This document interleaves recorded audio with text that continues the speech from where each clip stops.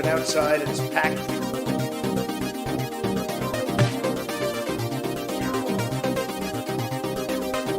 Piece of malware called Kucinich. Boom, river. Yalla, boom. Boom, yeah. I understand boom.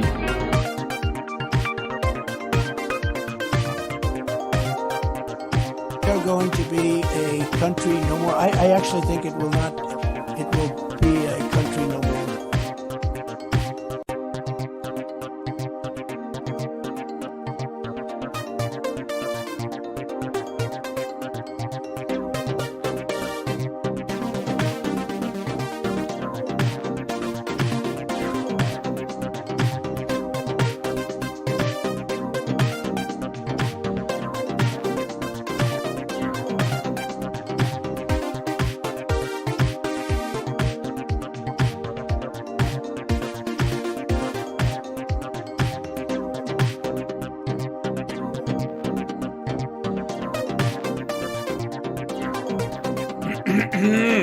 All right.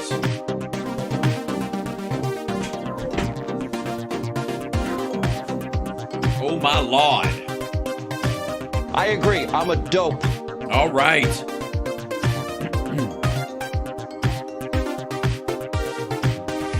Michigan gave us Motan. They don't like the gas. Here I am like an idiot. I like fighting number two. Now the other thing. One more thing. Go live. What? Okay, so it's easy now when it wasn't easy before. Is that how it works? Okay, fine. Fine. I don't. All right. You know what the hell?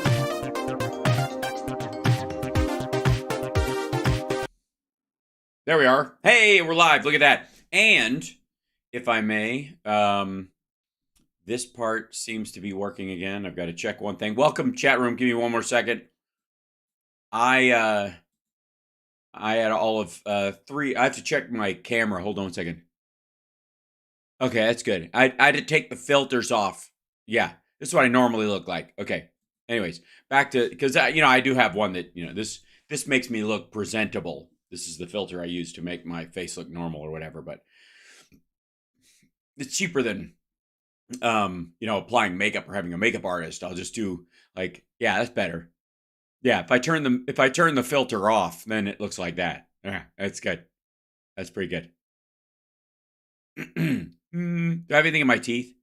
I'm okay. All right. There used to be a day when stuff would go south and I'd go out of town for a day and then I'd come back and my gear would just kind of go, we don't feel like working. And I would freak out and I would get all, I would perspire mildly and I would get aggravated and I would talk out loud to the underside of my desk. So it's true. And now I just don't.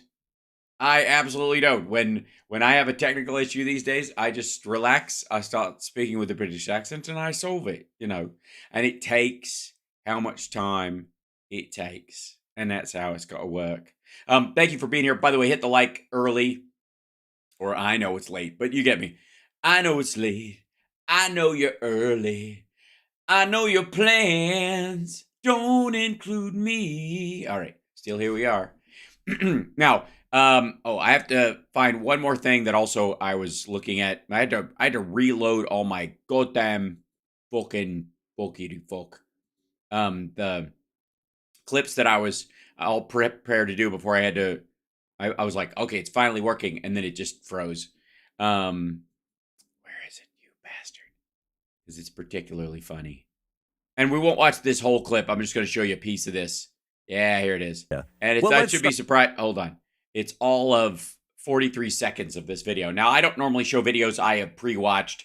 You guys know that when we dive into it. We've got plenty of fodder, as it were, for today. And hi, everybody. Oh, I should also say hi, chat room. Hey, there you are. What are you doing? What are you doing? My head's cut off at the top. Aim for the flat top. Yeah. Yes, it's a maggot attack, but don't worry about it. I'm gonna have to. I'll just scoot down like this. I think my chip. I think when I was crawling around under the thing, I literally like bumped my camera rig. It's lower than it's supposed to be, so I should probably. I'm doing like mid squat right now. You don't need to know that. Just pretend I'm standing completely upright. I'll just do mild splits. Hi, there you are. Hello, hi there, Mom. Look, I'm on the TV. There you are. Look at you. You got you up on there, and it's all good, and it's fantastic. And you better get your shit together, because I'm ready for you tonight, buddy. Okay, okay. Don't say that's not how you spell squat. Spell squat again. You son of a right there. For those of you that are let's see, worried, we are rocking the Dark Brandon. Dark Brandon's ready to roll, and then also the best as yet to come. Oh my god. You guys. Oh my god. You guys. Oh my god. So, all right. Now here we go. Welcome. Yeah, I can't even. I'll just mildly. I don't know. It's good for my thighs. It's a good workout. It's always something. It's always something. People don't have to. It's not when you're Glenn Beck and your studio falls apart. You just go to the fucking studio in wherever the fuck he is in Connecticut, was it? With the busted guitar with no neck on it. So he moved his camera, if you'll notice, and took away their logo like an asshole. You remember? Because the wherever the stations he's visiting, he's in Connecticut or something, so he's visiting up there. So he was borrowing a radio station from up there, renting it, and this is the busted headstock guitar, and this had the actual channel art was up here. Yeah, and he's moved his camera because fuck these guys, I don't need them. Now I'm not gonna do all this clip. Let's just call this part of the popcorn report, okay? Because can we just have moments of joy? Is it all right? Is it okay? Am I allowed every so often to have moments of joy? Look at the title of this one. Look at the title. Look at the title. Look at that. Look at it. Look at that. Look what's in caps. The GOP is useless. Republicans fail to impeach Mayorkas? Question mark, exclamation point. What? Fail to what? I mean, come on. And that's just worth it. Rocking the beef Twizzlers. That's going to be a fucking meme for a while. Thank you, JoJo from Jersey. If you don't know what the hell we're talking about, go back and check out the morning show. That's just, we see this a bunch. You know, I don't want you to get jaded about this, okay? I don't want you to go, oh, yeah, of course they're infighting. No, not of course. Not of course.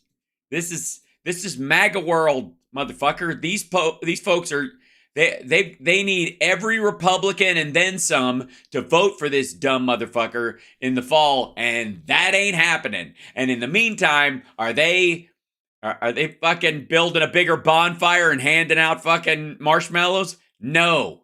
They are taking turns shitting down everyone's neck. Yeah, and by the way, I want to say, Georgina says you can't impeach for no wrongdoing. I love you for wanting to have a logical reason for this whole argument. I love that. I love that you go, you can't impeach somebody when you don't have impeachable charges. Yes, I know that. And you know that. And everyone in the chat knows that. Maybe there's a couple maggots in there. And hi, guys. Thanks for helping us out in the algorithm and helping us reach 64,000 subscribers. All right, on our way to 65 and quickly to 100,000. Subscribe. Tell the Midas Touch people to subscribe. They have 2 million subscribers. We can have some overlap, for fuck's sake. Right? And by the way, hi, Instagram. Boy, did I jump through some fucking hoops to try and get you guys on today. I had to re-credential that fucking stream 3 times this afternoon.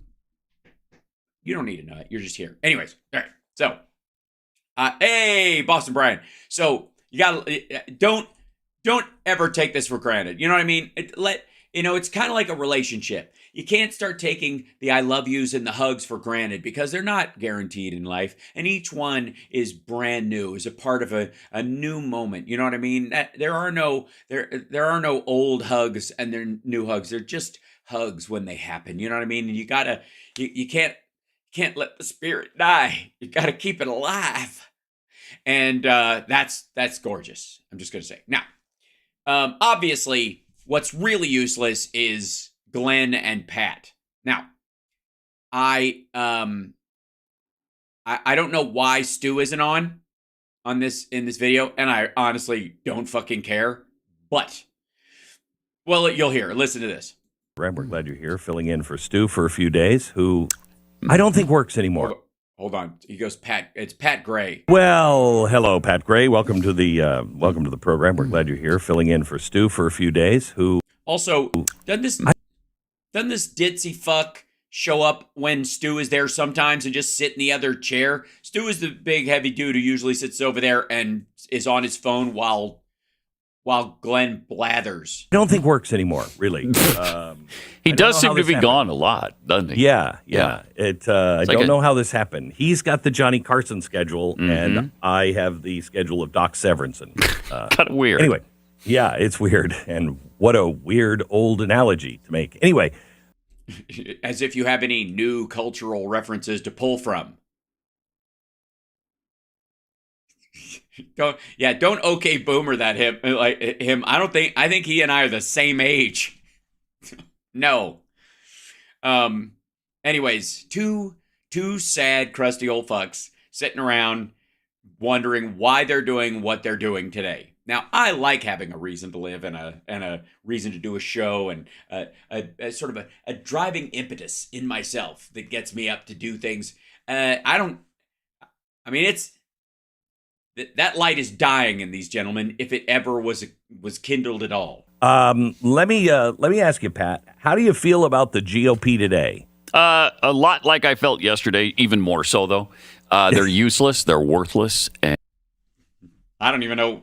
You know, all right, that was a good show. Thanks, everybody. Thanks, Pat. I appreciate it. Not only is he filling in for Stu, he's filling in for me and for Boston Brian. I guess we could take the day off. There should be a popcorn holiday for these motherfuckers. I mean, I'm happy to be here. I don't need a holiday, but that's pretty fucking, come on.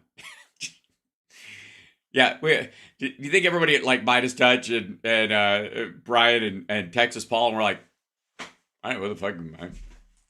What he said. And rarely do they pull anything off that we want them to or expect them to. Well, I can see why you want them in charge then of America. And you call yourself a patriot? Wait a minute. Let me get this straight. The GOP are a bunch of useless fuck-ups who never get anything right and don't do anything you want them to do, but you want them in charge of the government of the United States of America. What kind of hateful bullshit is this? You, sir, are no patriot. Yeah. Well, let's start. Can we start with some good news? Mm-hmm. It looks like the border bill is done. Yeah, that's not... First of all, no, it isn't. And second of all, that's not good news. Dummy.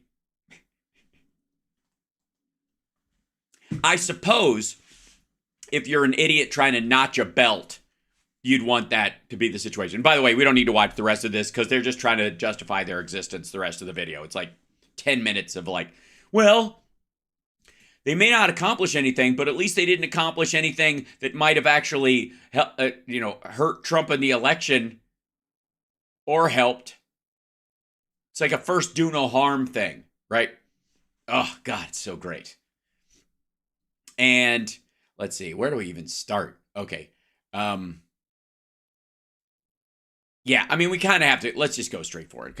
Okay, so chat room, if this is, so Tucker Carlson doing his interview in Russia, and I'm debating about whether or not to show the actual video, but I wanted to show you this. This is InfoWars. This is on Alex Jones's channel. And let me see if I can shrink this down because it's being weird. Now, some of you may, well, I'll show you. Some of you may look at this video and go, yeah, that's the video they posted online about what, the reasoning as to why he's doing the interview. Yes? Okay. Let's hear what Alex Jones thinks this video is. 2 years in. Hold on. I got to move it ahead because they play part of it, and then they do this edit, and then here it is. Something about InfoWars show. Infowars.com/show and share the link today. By the way, it's a busy day here. Tucker just sent me this link 2 minutes ago. Tucker just sent me this link a couple minutes ago. He made me a personal video. Did he? Why I'm interviewing Vladimir Putin. So you will all take a break at the break. Yeah, that's a good time to do it. I think if you're going to take a break, why not then? You know what? What do I know about professionalism? Maybe dark is the new lit. This is what we call, this isn't dark. This is cowboy lit. Also, is this guy like the second runner-up in the Alex Jones look-alike contest, like that they had at the Rotary Club? So they had this guy. You get to guest semi-host, and if his throat blows out, you can start sounding like you gargle clamshells. It's a 5-minute little segment. We're going to air this. Carlson. Tucker just sent this to me. Oh, that was nice of him. He just sent it to you. Did it start with "Dear Alex"? Alex, are you there? It's me, Margaret. Because I asked him, I said, did you get the Putin interview? And he just sent me this. He just sent me, I asked him, and he just sent me, well, his people sent me. And when I say sent me, sent our PR, people with the expectation that he's going to load it. Wait a minute. This isn't a personalized cameo. This is a copy and paste. I want my money back. 1 minute ago. So I just sent this to the crew. Tucker just sent me a message from Russia. He just sent you a message from Russia. Well, this has got to be, breaking. Should you, I know he just sent you a minute ago. You sure you don't want to text him and go, hey, this is a private video between you and I, and you know how I feel about, non-consensual nudes after last time. So are you cool with me sharing this video? And just wait, and I'm sure he'll respond with a bunch of question marks. And so we'll have that for you. Will we? We're in Moscow tonight. We're here to interview the president of Russia, Vladimir. Thank you for cutting off the, hey, Alex, how's it going? Sorry if this sounds like a prepared statement. Also, so this is the statement, by the way, that he posted on there. We'll go through that. I want you to watch something. Occasionally we see Trump and he's like when he had COVID breath, when he was kind of labored like that. And I don't know if Tucker Carlson has a problem with the fucking cold or what, or he's just nervous. But watch, you'll see what I mean. There's a couple of points in this where it looks like it's like there's a gun pointed at him right off camera. This comes across like a hostage video at certain parts. Vladimir Putin will be doing that soon. There are risks to conducting an interview like this, obviously. What would that be? People compare you to Barbara Walters, only not smart. So we thought about it carefully over many months. Also, you ever notice how, just like Trump, whenever these motherfuckers do something that's shady and fucked up and they know it, it's all of a sudden it's fucking we. It's all we. Also, our job, what we're doing, why we're doing it is because we thought that our job is to do what we do. Motherfucker, there is no we. It's you dumb motherfucker. You're not on Fox. They didn't send you. And if you mean we, then say you and Elon, because there ain't no fucking we. Your crew, I'm sure there are a couple of dudes that write for him that probably live in Russia full time, but the crew's provided to him there, if he's got one at all, if he doesn't just have a fucking rig. Here's why we're doing it. Who fucking we, dumb fuck? Who's we? You take some responsibility. Here's why I'm here interviewing Vladimir Putin. This is why I chose to do this. It's just me. The show is not Tucker and Company. It's not fucking Yabadoo Productions presents Tucker live late night, brought to you by Squiggle toilet paper. It's you, motherfucker. Say you. Ugh. Fucking, I can tell this is going to be one of those things that just kind of aggravates me and makes me go, say we again, motherfucker. Say we again. Say our. Say we. When you're fucking by yourself. You're by your fucking self. Say we again. Draw it again. First, because it's our job.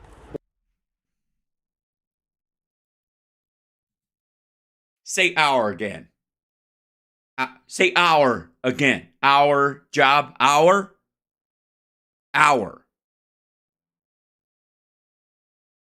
Say our again, motherfucker. Say our again. We're in journalism. Our duty is to... This motherfucker's on my last nerve. inform people. 2 years into a war that's reshaping the entire world. No. The war is not reshaping the entire world.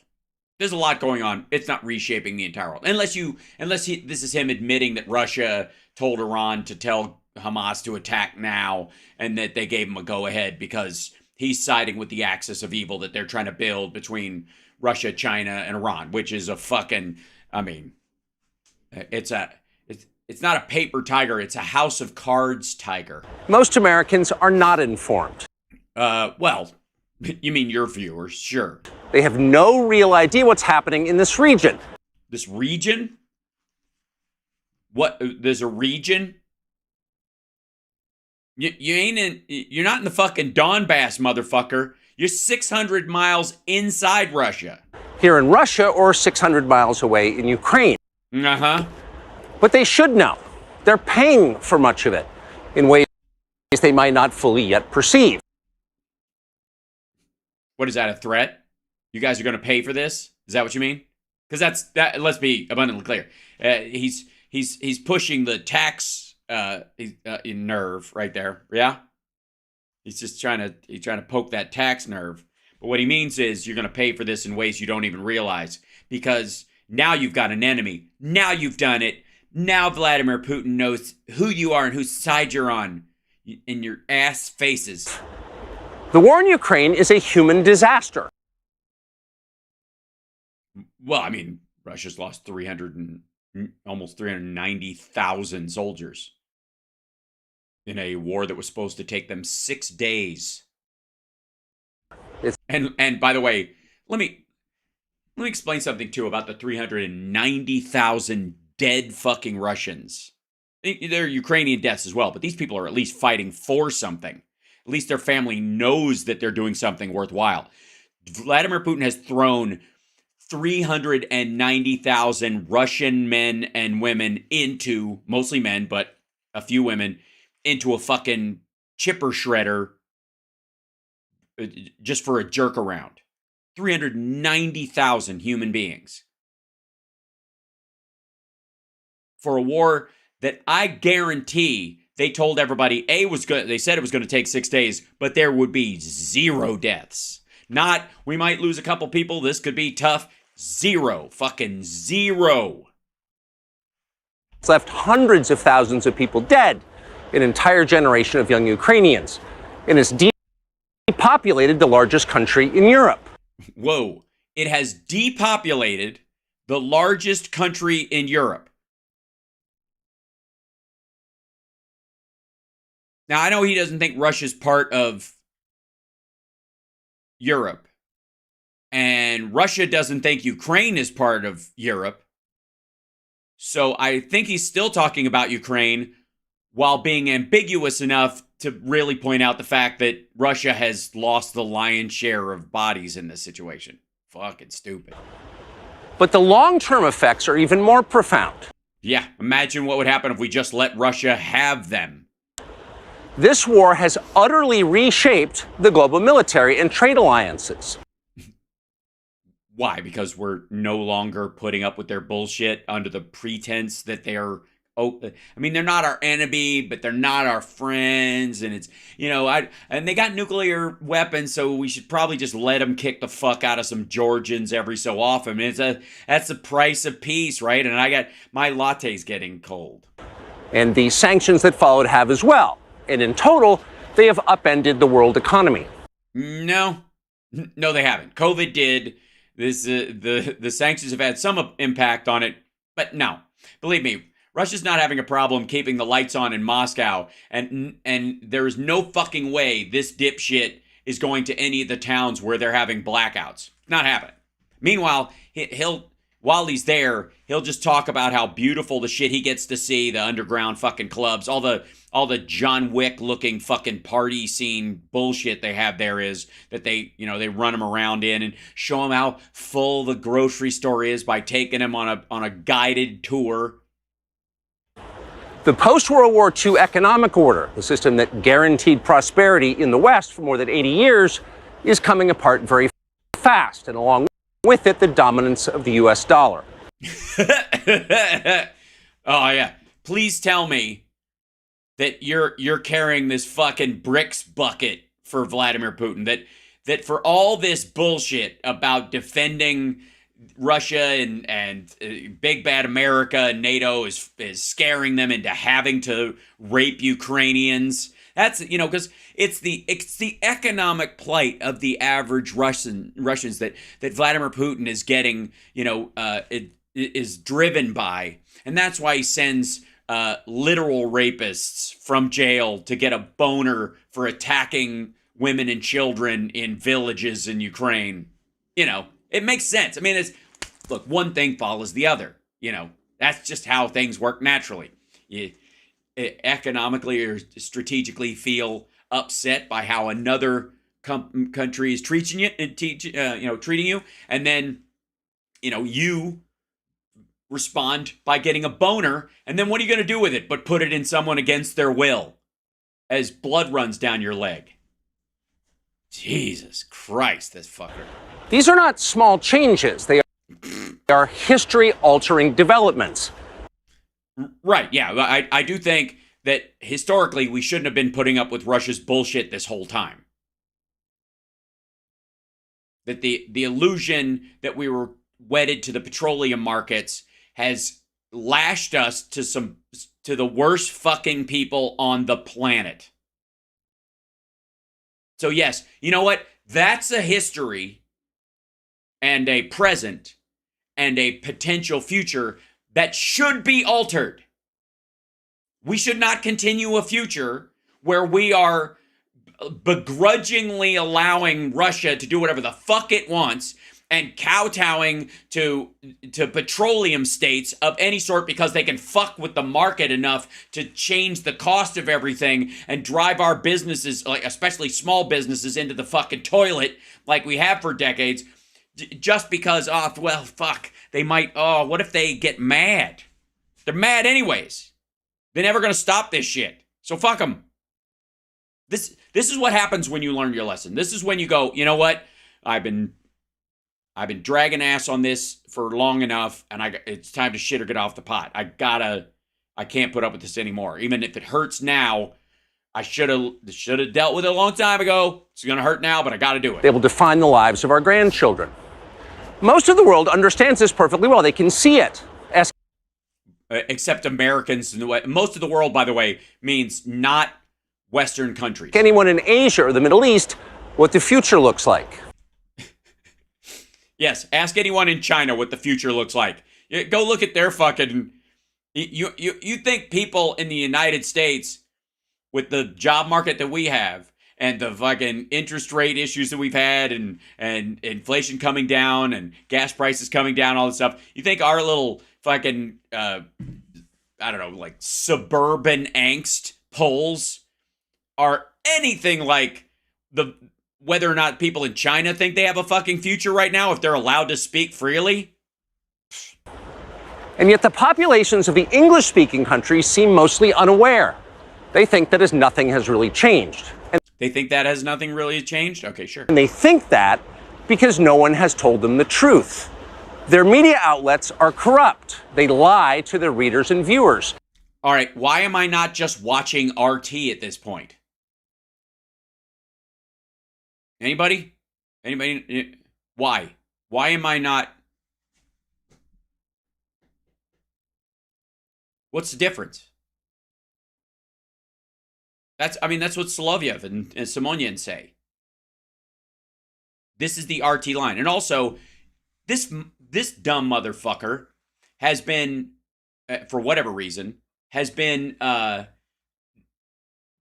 worked for Fox for years. He was part and parcel to this. So was he lying the entire fucking time? Or was he just...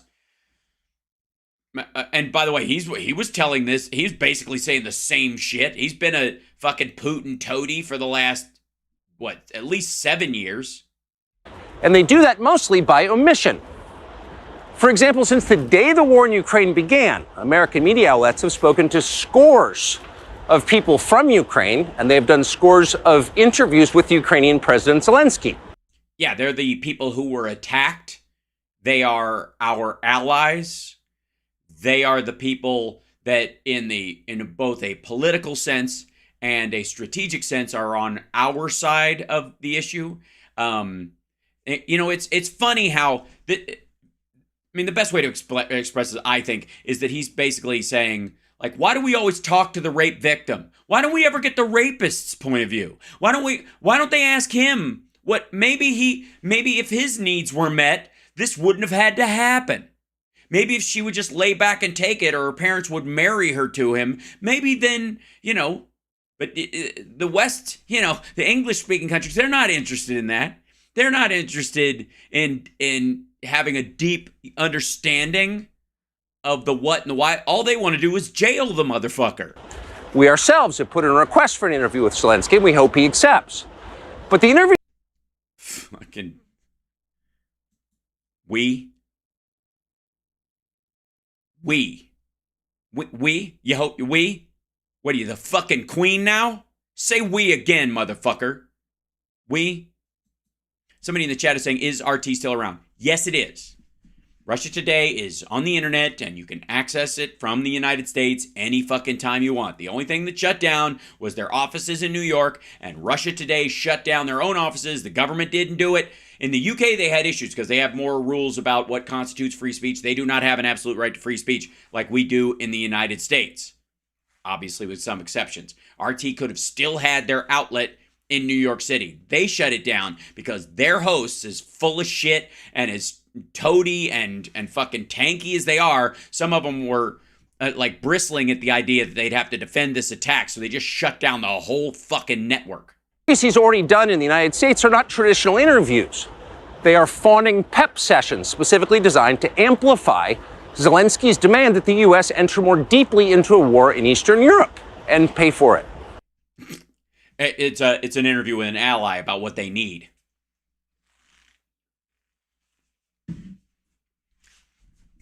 You do realize we're like, what's the probing question? Why'd you fucking start this? Honestly.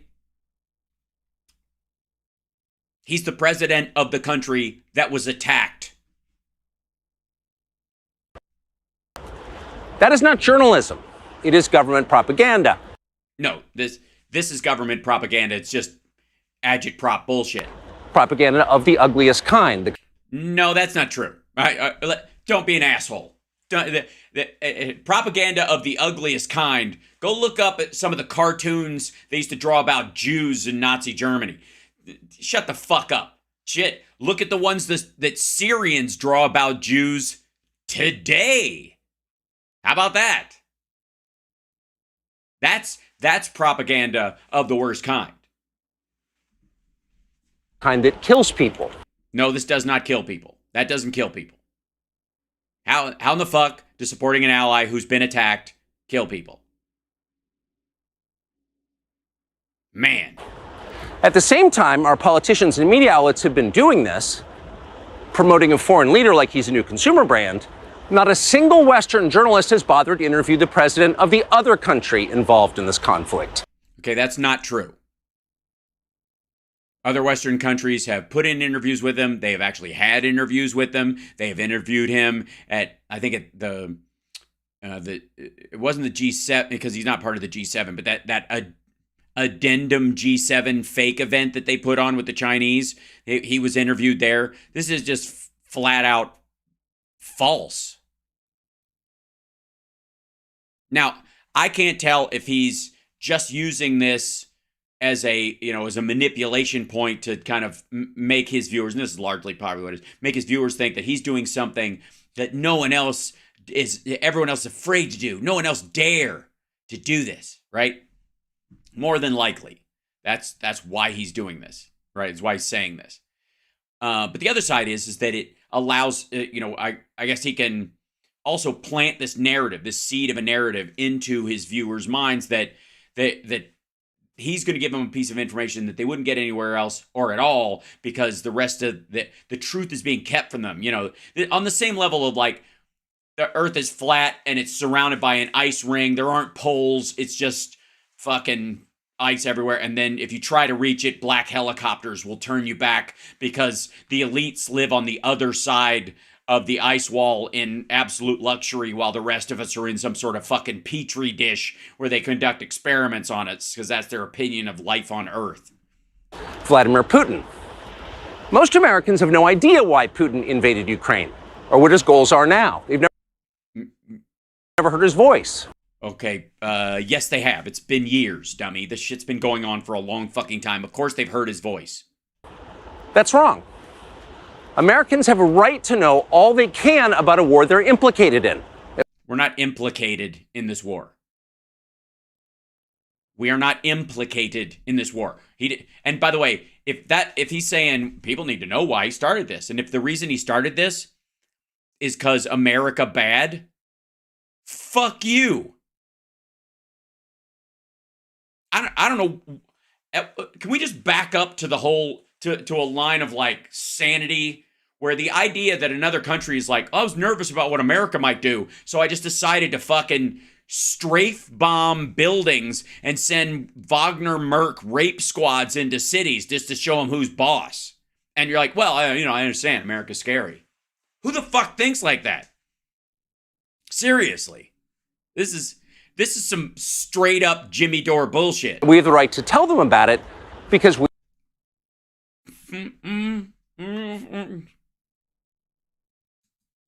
Do we? Princess? We are Americans too. Not for long. Freedom of speech is our birthright. We were born with the right to say what we believe. Hey, you know who weren't? The people behind you. Psst, hey, fuckhead, look over your shoulder. Because normally in Ukraine, people have more rights than the people who are right over your shoulder. Those people, those fucking people, all those fucking people right there, if any of them came out and talked shit about the war, they're in fucking jail. In Ukraine, you have to actually like post positions of troops or actively hail the deaths of Ukrainians to get in any trouble in the middle of a war. And by the way, all those people are being paid by the Kremlin to do it. So that's what they get busted for, not just the saying of it, but the actual, like, the financial reward they're getting for being agitprops inside Ukraine. That right cannot be taken away no matter who is in the White House. But they're trying anyway. So you're going to Russia to talk to Vladimir Putin about the freedom of speech? I suppose you'll bring up, hey, I got an idea. Why don't you, Tucker, ask Vladimir Putin when he's going to give the Russians their own Second Amendment, much less their own First Amendment. How about that? What? That be a good idea? Yeah? How about that? How about man, this is going to be a great interview. You're the one journalist who's got the floppy hairdo to interview Vladimir Putin and say, dude, where is the Russian people's Second Amendment? And when do they get a full-blown First Amendment codified in a constitution? I would love to hear the answer for that. And thank God Tucker's going to be there to ask him that question. Almost 3 years ago, the Biden administration illegally spied on our text messages and then leaked the contents to their servants in the news media. No, they didn't. They're spying on people you were talking to. That's and the issue of you guys trying to get your visa came up because they were holding it because of who you were talking to. Not the fact that you were trying to get an interview with Vladimir Putin, but how you were trying to arrange that interview and fucking where. And then he and his people leaked their shit. Fox leaked their shit. The White House didn't leak that shit. They put it out. Because why bother flying to Russia when you got a cush Fox job at the time and put your life in danger and afraid someone, worry that some assholes, as soon as they're done with you and you've done everything that you can do to help them, is going to spray you in the fucking face with Balthorium G. And you sit there and watch your fucking hair fall out and your skin turn green for 6 months while you say you had no regrets. Why do that when you can just stay at home and go, the system's against me? It's just another 10 weeks of programming for free. They did this in order to stop a Putin interview that we were planning. Last month, Why would it have? Why would leaking your texts about that stop the interview? Beyond just the fact that they didn't. You weren't denied a visa. You weren't denied travel permission. Any of that shit. Fox backed down on it and just decided, look, if we can't send you over there, we'll use this as a big government bad talking point for a while. Fuck you. But again, what in any of that could have stopped him from flying to Russia at that time to do the interview? Or flying to China or one of the other places that Vladimir Putin went to, one of the 3 places he'll fly to right now, and getting the interview there. I'm serious.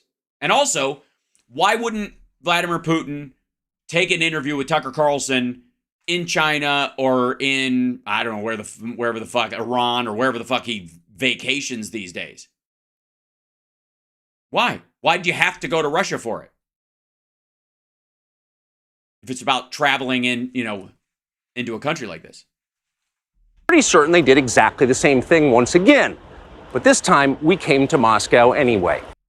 Right, because nothing was stopping you the first time, but, you're still getting your check from Fox. And this time, Elon Musk is sending you as a sacrificial fucking lamb to get honeypotted or doped or tagged by these motherfuckers while you're over there. Because he doesn't give a shit about you. Dude, if you get fucking sniped while you're over there, and they could blame it on a Ukrainian hit squad and make something up about it, holy shit. We are not here because we love Vladimir Putin. Oh, we aren't? We're not. We aren't here because we don't love Vladimir Putin. So we as a group, the people around you, all of them collectively, it's like an 80-20 thing. 80% of the people don't fucking like this dude, and you're the 20% who'd suck him off. So is that what it is? Because we may not like him, but you sure do. We are here because we love the United States. Yes, we're in Moscow because we love the United States. We want it to remain prosperous and free. Uh-huh.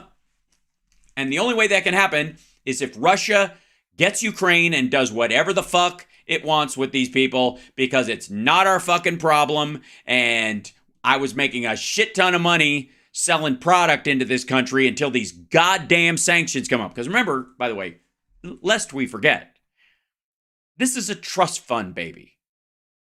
This is an heir to the Swanson frozen dinner fortune. And he's never had to work a day in his fucking life. He'll admit it openly. Never will. But if you want to turn the Swanson frozen dinner thing into an empire, you sell it worldwide. And while Elon Musk's primary source for aluminum for Teslas comes from Russia,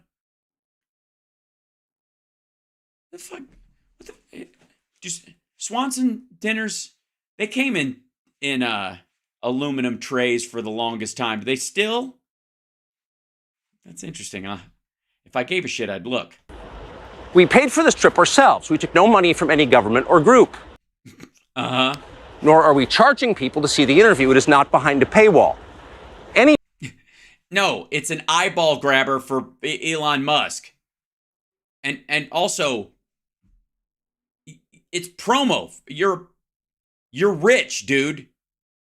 You don't have to. Like I said, this dude's a fucking multi-millionaire. Hold on one second. I don't even know if we've done this before, but let's see.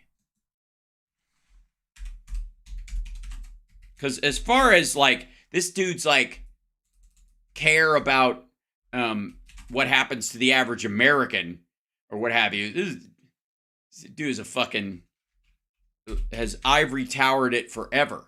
Net worth 20. Let's go.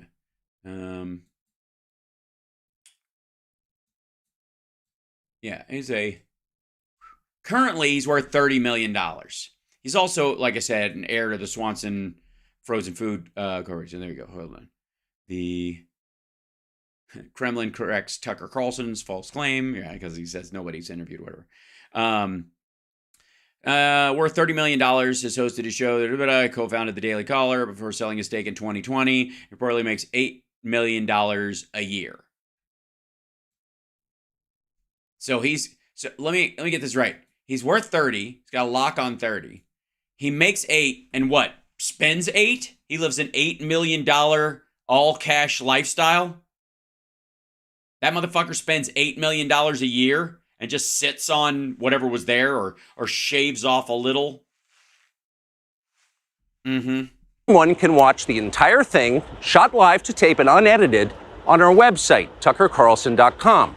Yeah, so this is an ad for your website and the launch of his new, because isn't he doing a new network, right? And didn't he just announce that? And by the way, when you talk about like fucking cheap ways to promote your shit, Carlson network, something like that. Yeah, the Tucker Carlson network. And the Tucker Carlson News Network, which is even more hilarious. Yeah, here it is. Of course, nobody fucking paid for it, you dumb motherfucker. Hey, hold on. I'll stress this down. Get over here. I don't know why this is Forbes. You're being weird. This is, here you go. Tucker Carlson launches paid streaming service. Here's what to know. That it thucks. Announced a paid streaming service on Saturday that will feature new content from him, following reports that Carlson is forming a new thing after relaunching his show on Twitter, blah, blah, blah. That's what this is. It's a fucking ad for that network. Of course nobody had to pay you to do it, motherfucker. A, you're independently wealthy. B, you make $8 million a year already. And this is just an investment in your new fucking network, which you're going to show on there as a kickoff. First, you're a fucking drug dealer for psychotics. The first dose is free. Elon Musk, to his great credit, has promised not to suppress or block this interview. Why the fuck would he? Once we post it on his platform, X. Because that's the deal you have with him? You mean he's not going to suppress it or push it down after you put it on Tucker Carlson on X, your show? That he helped you set up? We're grateful for that. Grateful. Mm-hmm. Yeah, at least it's not self-serving on both your parts. Jesus Christ. Western governments, by contrast, will certainly do their best to censor this video on other less principled platforms because that's what they do. Bullshit. Hasn't happened. No, they won't. And no, they don't. Citation needed, dumb fuck. Don't give me this shit about your October surprise didn't pay off with a fake laptop and the New York Post story about Hunter Biden's laptop that they never fucking saw and they never got access to a hard drive before they wrote the fucking story. They're running off printouts. that Rudy Giuliani fucking gave them weeks before an election as an October surprise. They could have, hey man, they could have given it to him in February. He had all the shit then. Why didn't the New York Post run an article in? I'll tell you why. Because if they had, by the time they dug into it, they would have realized it was bullshit, and it would have ruined the October surprise. These guys get to use the fact that their October surprise crashed as fake evidence of suppression going on by the U.S. government of news and information and ivermectin Inc. They are afraid of information they can't control. No, they're not. Dude, it's the United States. You fucking crazy? This is being played on InfoWars. But you have no reason to be afraid of it. We are not encouraging you to agree with what Putin may say in this interview, but we are urging you to watch it.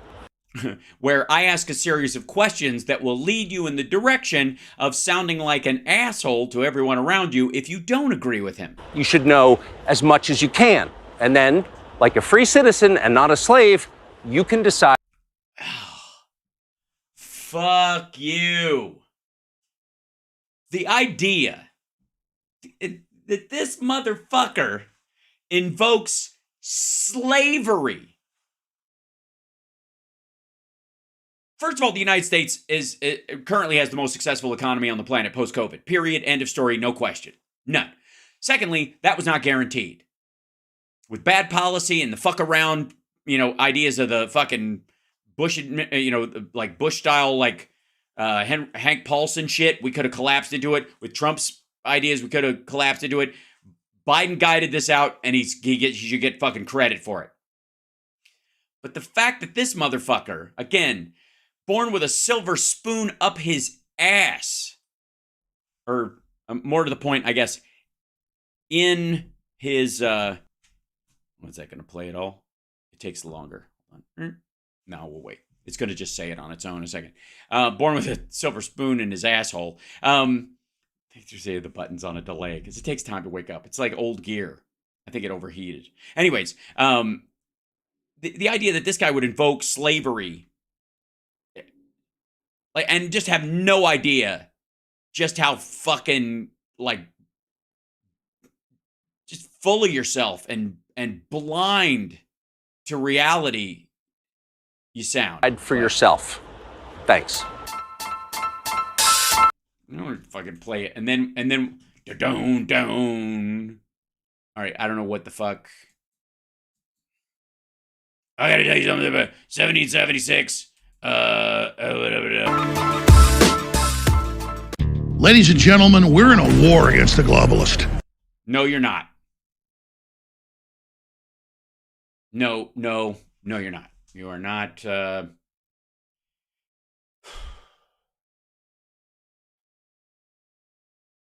If there were globalists, as you say, those people would have the resources that would be fucking unfathomable to anybody in your situation. And I guarantee if you were, quote, at war with them, you wouldn't be safe in an office park in Austin for 3 fucking decades. And people can't identify who's a patriot and who isn't. Well, that's because people like me are and don't wear a bunch of fucking blather shit to pretend. Although I very proudly wear my American flag and have no problem with it.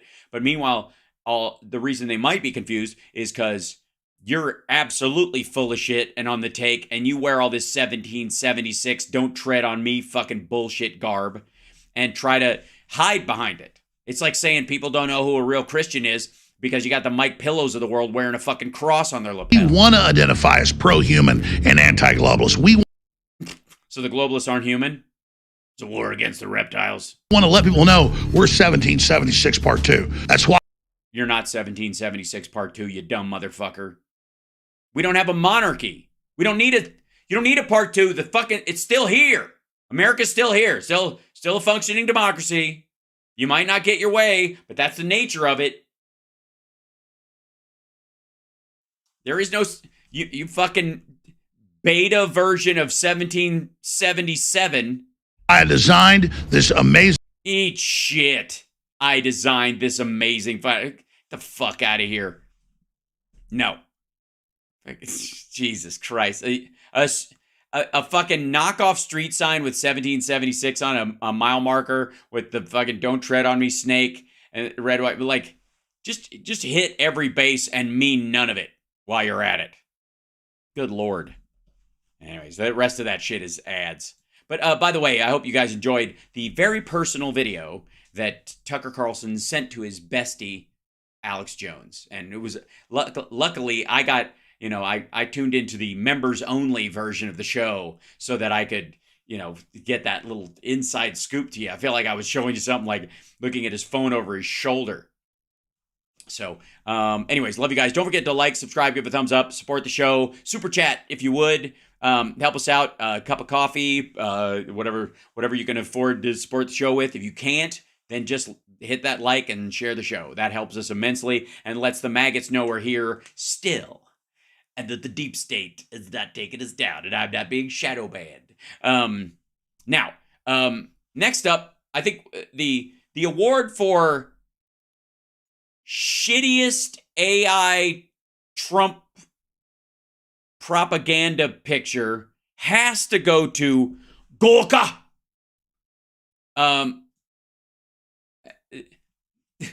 Okay, this is Sebastian Gorga's America First show. Trump is our warrior dash leader now. I'm glad he hyphenated it.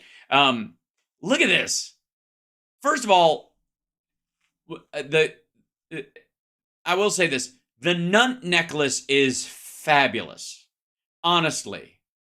Is that Swarovski? Darling. I mean, that is an outfit. The sort of feathers and the other stuff is a weird wristband, and he's riding a horse. Fucking Trump can't ride a bike, much less a fucking horse. Have you ever seen him with an eagle? You gonna put this motherfucker on a horse?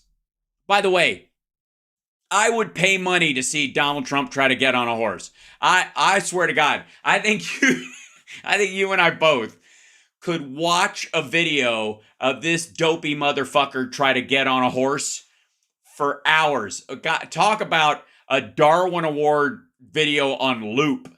Jesus Christ. And don't worry about the horse, because he would never actually get on it. It'd just be this big thing of him trying to lift his leg next to it, and the horse getting sick of this dude looking like he's about to piss on him and giving him a ruffle bump and him just falling in the mud. It'd just be so good. Anyways, this is Steve Cortez is on with him on America First. Trump is our warrior leader now. Okay. Why? Again, this is more of that fucking fighting bullshit. We're fighting. I'm a fighter. No, you're not. I thought is the art of the deal like you got to be willing to fight? Fuck, half of the art of the deal, and I shit you not, half of the art of the deal, the concept behind the art of the deal is have the upper hand so that if you can walk away from the deal, you can. That's it. If you have to fight for it, you're a sucker who needs the money. You need it. If you never look like you need it, never fucking fight for it, because the minute you fucking fight for it, they know you need it, and then they have leverage on you. You have to be able to say fuck it and walk away. Now that's really hard when you're, when you're president of the United States, you got to give a shit about your citizens. If you're the head of some shitty fake company that's a branding exercise like the Trump Organization, of course you can walk away from any deal. You got dozens of them and none of them are worth shit. What's another useless deal to you, right? And you go, I know it made money, but I told them to fuck off. The terms weren't right for me, or I would have lost money on it it would have been great, but like you could tell a fucking story about it and continue to pat yourself on the back. But when it comes to human lives, when you're representing people that didn't vote for you and the rest of the country and all that kind of shit, you can't just get up and walk away. So that's the essence of the art of the deal. Nowhere in the art of the deal is fight for what you want. Like it is antithetical to most of the like self-help macho, I don't know, Joe Rogan-y books that you'll see out there. There he goes. I don't know how much we'll be able to stand to this either, but we'll find out. This is Gorka. There is some movement, and I don't want to. They're starting in the middle of this. They were asking him about Hamas making a statement. Well, maybe choose my words. There's some movement. There's been a response from the By the way, they are literally in negotiations with Hamas about getting more hostages out. And these motherfuckers don't listen to English the way you and I listen to English. So the fact that he's thinking about this instead of going, he died like a dog. They died like a dog and I'll fucking whatever while they're hostages in harm's way. It's good that we have a president who's choosing his words carefully. There's been a response from the opposition, but yes, I'm sorry, from Hamas, but it seems to be a little over the top. We're not. It's bullshit, is what he's saying, but he doesn't want a little over the top. A little, fuck you.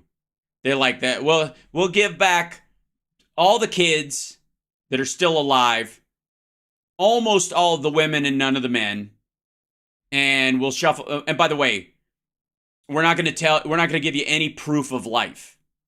So you're going to be negotiating over dead bodies. That's currently Hamas's stance, just so you know. And we're still talking to these motherfuckers. We're still trying to make it happen. Sure where it is. There's a continuing negotiation right now. It just feels wrong. I can't even say it. That man holds the title of president. Yes, and very well, you dippy fuck. It was earlier today. Right. So there are hostages currently being held. Israelis, not any U.S. citizens at this point that I'm aware of that are still there. Or there may be some other Germans.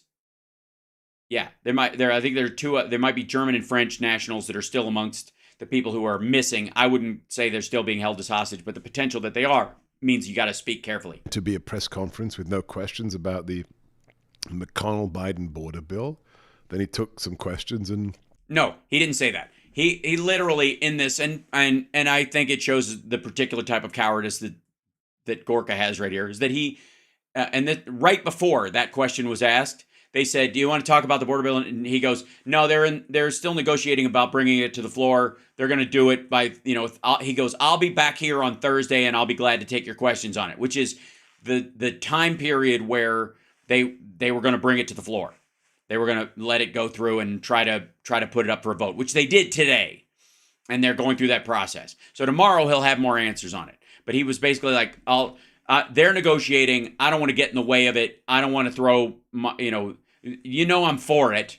And I'm not going to tell you what I've said to the Democrats in the Senate and in the House about getting it done. So we'll wait until that's over. We'll see what the Republican response is, because there's really nothing to be said until they actually reject it or they give some meaningful, notes on it or whatever, or bring it up at least for a debate. Bumbled like that. What on earth was he saying? Maybe one of you can translate. The number is 8. I already did. Super easy. They asked him specifically about the negotiation about hostages between Hamas and Israel, and they had gotten a response. It's not very good, but they're continuing. Blinken had a fucking press conference today with I think the head of Qatar. And they kept calling Blinken Your Excellency and saying he's too nice to be the Secretary of State, which was fascinating to me. But they're literally, they talked over those parts of it today, and it's all up in the air. Even the Qatari and the UAE spokespeople were like, it's kind of, what they're saying, we're trying to make some move, and we think they're at least listening, right? There's that part. That's all they said too. They just use more words to do it. And he was just he was like, I'm not going to step in the middle of this right now because it's delicate. 833-33 Gorka. That's 833-33 Gorka. 446. Hold on. Do I have a... I think I used to. I don't even know where our guy went. Volcanel. I'll figure it out. We used to have, Gorka! Tell them, Gorka! Let them know, Gorka! Ha ha! Tell them, Gorka, what must be said. 752. Are you... Number 1, you're number 2. You're number I like fighting number 2. As do I. Planning anything special for this July 4th? Well, you should be if you listen to America First, because you should be joining us for the cruise of a lifetime. It's our What? Golka! All right. What? How does this work? Okay. How do you guys know I have a hard time selling myself. I just love doing the show. I love being here with you. I've got to turn this into a real thing so that I can, feed myself and have health insurance and all the kind of stuff that you do if I'm not going to be on the road or doing something else in interim. And so I got to do the pro streamer shit and get people to subscribe and Patreon and all that kind of stuff. Patreon.com/HalSparks. And I have a hard time doing that. It's just not natural to me. I'd rather do the thing than sell the thing. That's just how I've been. It's a thing as a comedian and as an artist, I'd rather do the art than sell the art. And I think there's a lot of creators out there who understand that very well. However, what I don't have on my fucking shoulders while I try to do that is the idea that the world is going to fucking end, or that my country is burning down around me outside and it's being run into a ditch by people who are going to get us into a nuclear war and all that blather. That if you believed it, could you sell tickets for a fucking Alaska cruise from June 29th to July 6th? Tell me you're full of shit in the dumbest way possible. Dude, it's fucking February. You can't sell me the idea that the world is falling apart and that Biden doesn't know what he's doing. He's going to crash the economy and all this kind of stuff, and that nobody's got money for anything and the prices are through the fucking roof. And you seem to think, though, apropos of fucking nothing, that your viewers got an extra $2,500 sitting the fuck around to go on a goddamn Alaska cruise with you like a dickhead. Am I wrong? Am I losing my mind? How do you bitch about the border and the fucking inflation and interest rates and all that shit and then sell? I mean, this isn't like just selling a product that you get a cut of to keep the show afloat. You need a certain number of these dumb motherfuckers to go on this goddamn cruise to pay for the fuck. You have to pre-sell enough so they don't fucking cancel you.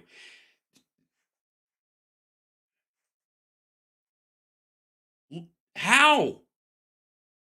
How do you sell the end of the fucking world and a cruise? Jesus Christ. Patriots Alaska cruise, June 29th to July 6th, to probably the most beautiful state in the Union with you. Fuck you. Alaska's nice, but get over yourself, dude. Unless you got a snow fetish? Most beautiful state in the Union. It's not even one of the lower 48. I thought you supported real Americans. Yes.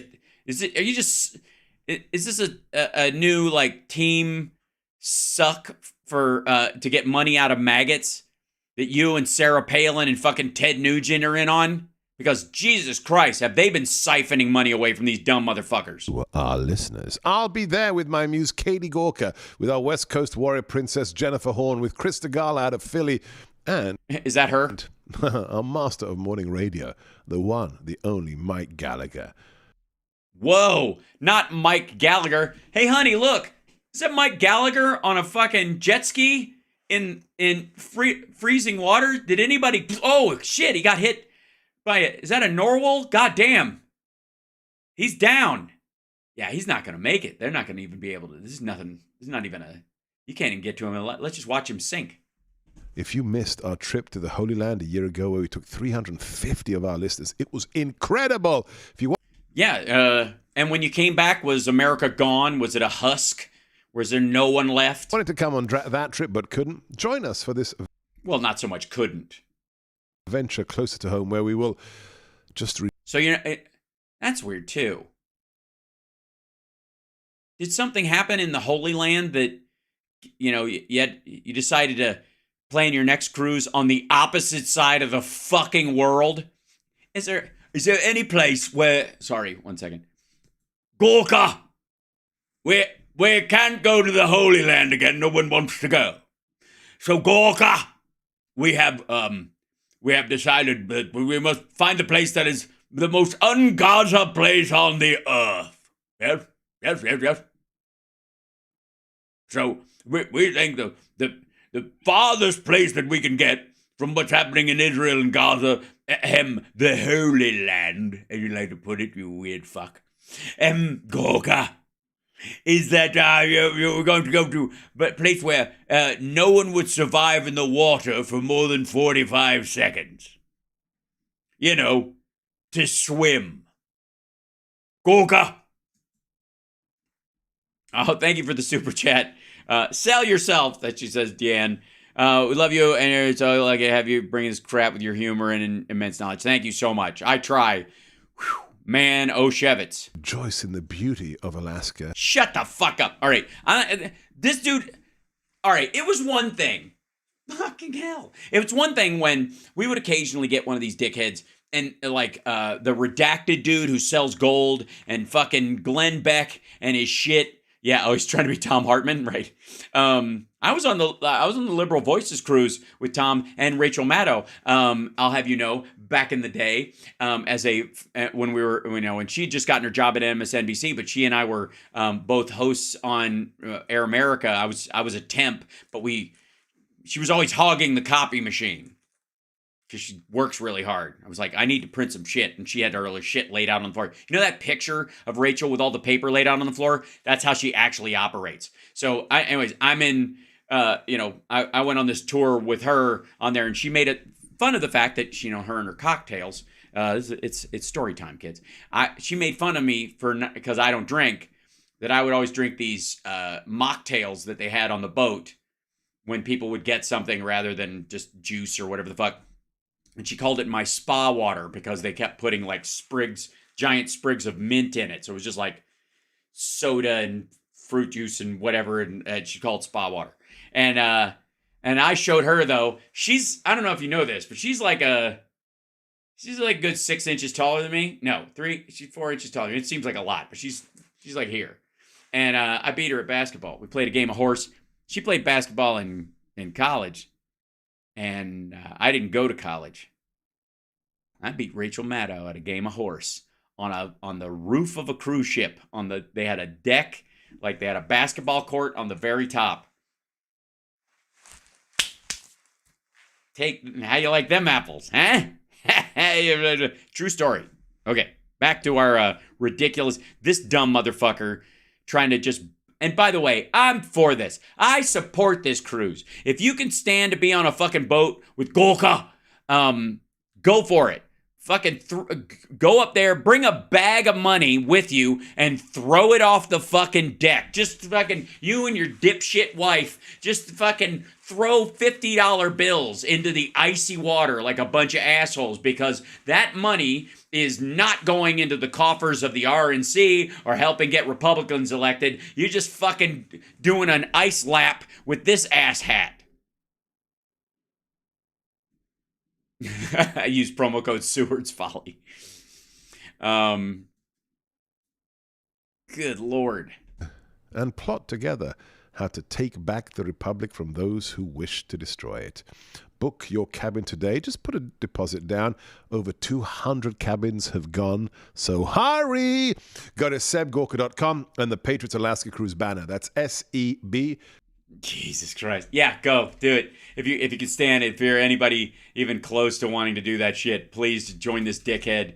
And he's got Steve Cortez. Is he going to be a guest? And then they're fucking with DeSantis, and then more fucking with DeSantis, and then fuck DeSantis, and then Trump's a hero, and then fuck DeSantis, and money printer go burr. Just blather. I don't even have to get into this shit anymore, because we all know how it goes. Oh, God. Please join our Patreon, patreon.com/HalSparks, and tip so that I can buy a ticket, not for that cruise, but on the same ship. Because that's one of the things they don't tell you about these Patriot cruises and things like that, is that they don't take over the whole fucking boat. I'd love another sexy liberal cruise, Carl. That'd be fucking awesome. Yeah, I remember Patreon and Twitch. Oh, thank you so much. Warning how content is addictive. He puts out the open tuna can and I eat it all up. Oh, that's right. You can hear me just kind of tapping it, can you?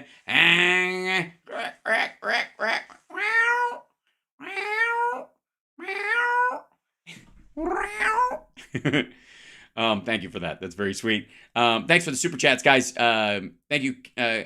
Is it Kiran? Kiran. I call you Kiran. Why not do this? It's nice. Kiran. It's so nice. And Deanne, thank you so much. And Daffy Daggers, thank you so much for the super chat as well. And the bits, Blues Lovin', thank you. You're amazing. You're amazing. And Mike, thanks for subscribing. And Debbie, thanks for becoming a member. Such good stuff. You can gift memberships and all that kind of stuff. People will explain it to you in the chat. I suck at this, but imagine if I was able to go like, hey, get on our Patreon. I've got a special report coming out this week about how the world is fucking decaying around our very eyes, like, in front of our very eyes, just, and that everything you love is going to die a premature death very soon. Don't forget, pick it up early. And by the way, at the higher level, so you can help me buy a fucking ticket on the rocket ship off this burning, this glistening stone in the middle of the depths of darkness and it's awesome that I met Rachel Maddow. And beat her basketball. Yes. And I was also on her, show back in the day when she used to have a little, one day Rachel will be able to have a show where she can have like sort of social guests on. After we put all this Trump horse shit in the back, in the rearview mirror. Now, there's one other thing. I'm going to get rid of that. And, oh, yeah. So, this is really short, so we can kind of tolerate this. Is, so, if you don't know, Dennis Kucinich, who I used to like very much, and then he took money from a Syrian front group and then pretended he didn't know it, and then realized that he was actually, like, kind of pro-Assad, and his reasoning behind it was essentially that the PLO and the People's Front and all that kind of stuff. And if you go watch Life of Brian, you'll understand this kind of overlap of old school commie socialist types from like the 60s and the liking the PLO and other groups because it was this overlap of that they're going to start a socialist Arabic revolution in this thing. And that, in the same way that the Nazis created a national socialist movement, I suppose. Same shit, right? Didn't turn out to be the case, but that's why they got in bed with them because like, oh, the Syrians are our new hope for a socialist utopia. Yeah, the People's Front of Judea splitters. So, a lot of old school, Demsocs and socialists and whatnot are on the side of of Hamas and the PLO and the PA, largely because they view the Jews and as money, aka capitalist beasts of old, and that the future is a socialist Hamas utopia. I'm not kidding. That is really where they think this is going. And it's going to be ugly, and a lot of people getting murdered, and obviously there will be rape farms and all kinds of stuff like that. But if it gets us to the socialist utopia, then it'll be worth it. Yeah.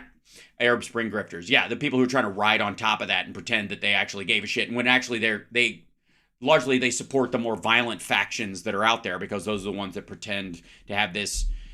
And there's some argument that the PLO was created by the KGB as a psyop itself, and that they, created the illusion of Yasser Arafat and all this kind of stuff and laid out this whole like People's Front, Popular Front, all that kind of stuff that used a lot of socialist language around this to draw in the American left and the Western left to try and support the Arabs against the Jews and keep us embroiled in this back and forth. So that was one of the stories for a long time. Anyways, the Syrians are definitely on board with that shit. While they'll play footsie with the people who pretend to have this kind of like, once I'm done killing all these rebel groups and all these Kurds and any of the Turks that are on the wrong side of the line, then we're going to have a socialist Syrian utopia. That's the thing. And everybody, you won't have to buy your Nazi stamps. We'll just hand them out for free.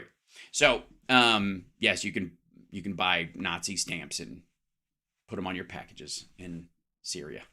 They're just for decoration, though. They're older, but they still print them just for nostalgia's sake. Ugh. So anyways, this guy, Dennis Kucinich, who was like one of, I think for a lot of us, Dennis was one of the early kind of, he was almost like the Ron Paul of the left, right? And there was a bit of horseshoe theory on him and Ron Paul about, they were both, before we all got wise to his audit the Fed horse shit, that it was actually just a scheme to undermine the economics of the United States and put us on our knees in front of China or Russia at the time, which is really what the backstory of that whole thing is. From an innocent point of view, it seems like a reasonable thing to do, right? Even though you don't have to audit the Fed. The fucking Fed puts out their fucking what they buy and sell all the time. But I guess if you say audit the Fed, the assumption is that they're either lying or they don't.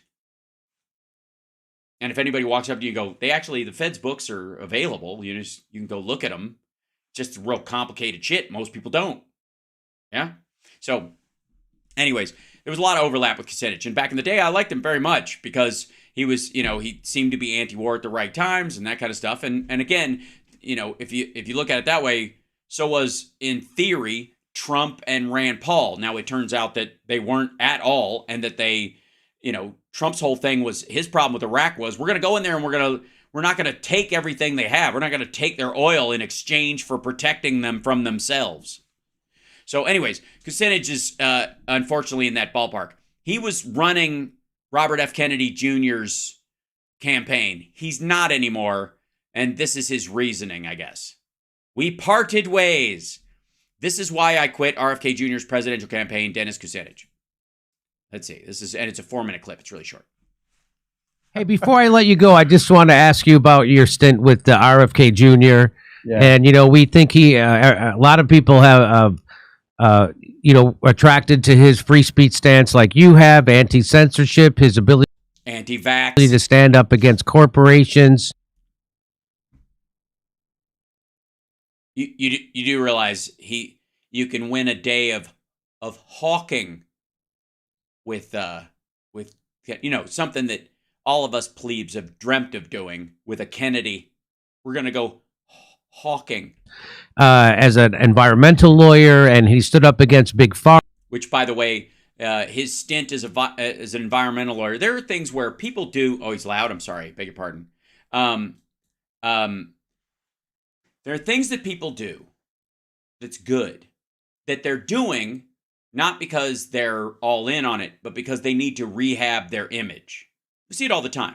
It's called cause marketing most of the time, which is you attach yourself to a charity, and then people assume the good traits of that charity on you, and especially if you've done something gnarly or fucked up, it's really good to go, marching with the right people or work with a charity, that kind of stuff. And it doesn't mean that everybody that does it is just doing it for that reason. Sometimes you're genuine. But there was a period where RFK was using heroin and he was philandering and cheating on his wife and all kinds of shit like that. And right after the sort of stories in the late 80s came up about that, there was this idea like, is he going to be the next Kennedy that dies because of an overdose and all this kind of shit? And he gets clean and then he starts doing the environmental stuff because a lot of people were for it. It was a burgeoning movement, Earth Day, all that kind of stuff. Nobody needed to be talked into this shit. He wasn't on the vanguard. He was just, and he had fucking free time. Pharma, and he's the only voice that a lot of people have about COVID. And then about what? It being a plandemic? What do you mean? Only voice? You don't think they can vote for Trump? And he got it right on Ukraine, which was amazing. And then no, he didn't. Totally throws it all out the window when it comes to Gaza and Israel. Yeah, but again, this specifically is why I think what I think about RFK Jr. But if you recall, he starts going all in on, like, he burgeons his Israel stance and gets a lot more hawkish about Gaza. You know when he did that? Anybody remember? Right after that video came out of him at one of his fundraisers at this fucking fancy restaurant where he's sitting around just blathering, and he said that, isn't it interesting that Ashkenazi Jews and Chinese people don't get COVID the way everybody else does? that genetically it was created. Either the Jews were paying the Chinese to do it in their lab and it got out, and the Chinese put in a failsafe so they wouldn't get sick from it, or they worked on it together, or whatever. Just dream up whatever, spackle it with the conspiracy of the gaps. Just anything, any part of this that doesn't make sense, just go fucking Illuminati. Just take some Illuminati spackle and just go like that. And that's what he fucking did. Yeah, he came out and said, Chinese people and Ashkenazi Jews somehow don't die at the rate, which is also bullshit. No, not even close. But he got called out as an anti-Semite. Remember that? And he was on shows, I'm not an anti-Semite. He was yelling about it. Remember that? It's terrible. They're calling me an anti-Semite. And then he got very hawkish on Gaza. It was like it is, when October 7th happened, he was like, phew, now I can burgeon my cred with the Netanyahus of the world. And so he's pissed at him for that. But that's exactly how he found himself in this, in the same situation with environmental law and all this kind of stuff, and trying to build up the Kennedy brand while fucking around and living off of it for a long time and being generally a rich shitheel and a philanderer and an asshole. And by the way, Kucinich says he's a good man and I believe in him and all this kind of stuff, but they're going a different way with the campaign than I thought. At least that was the statement he released when he quit.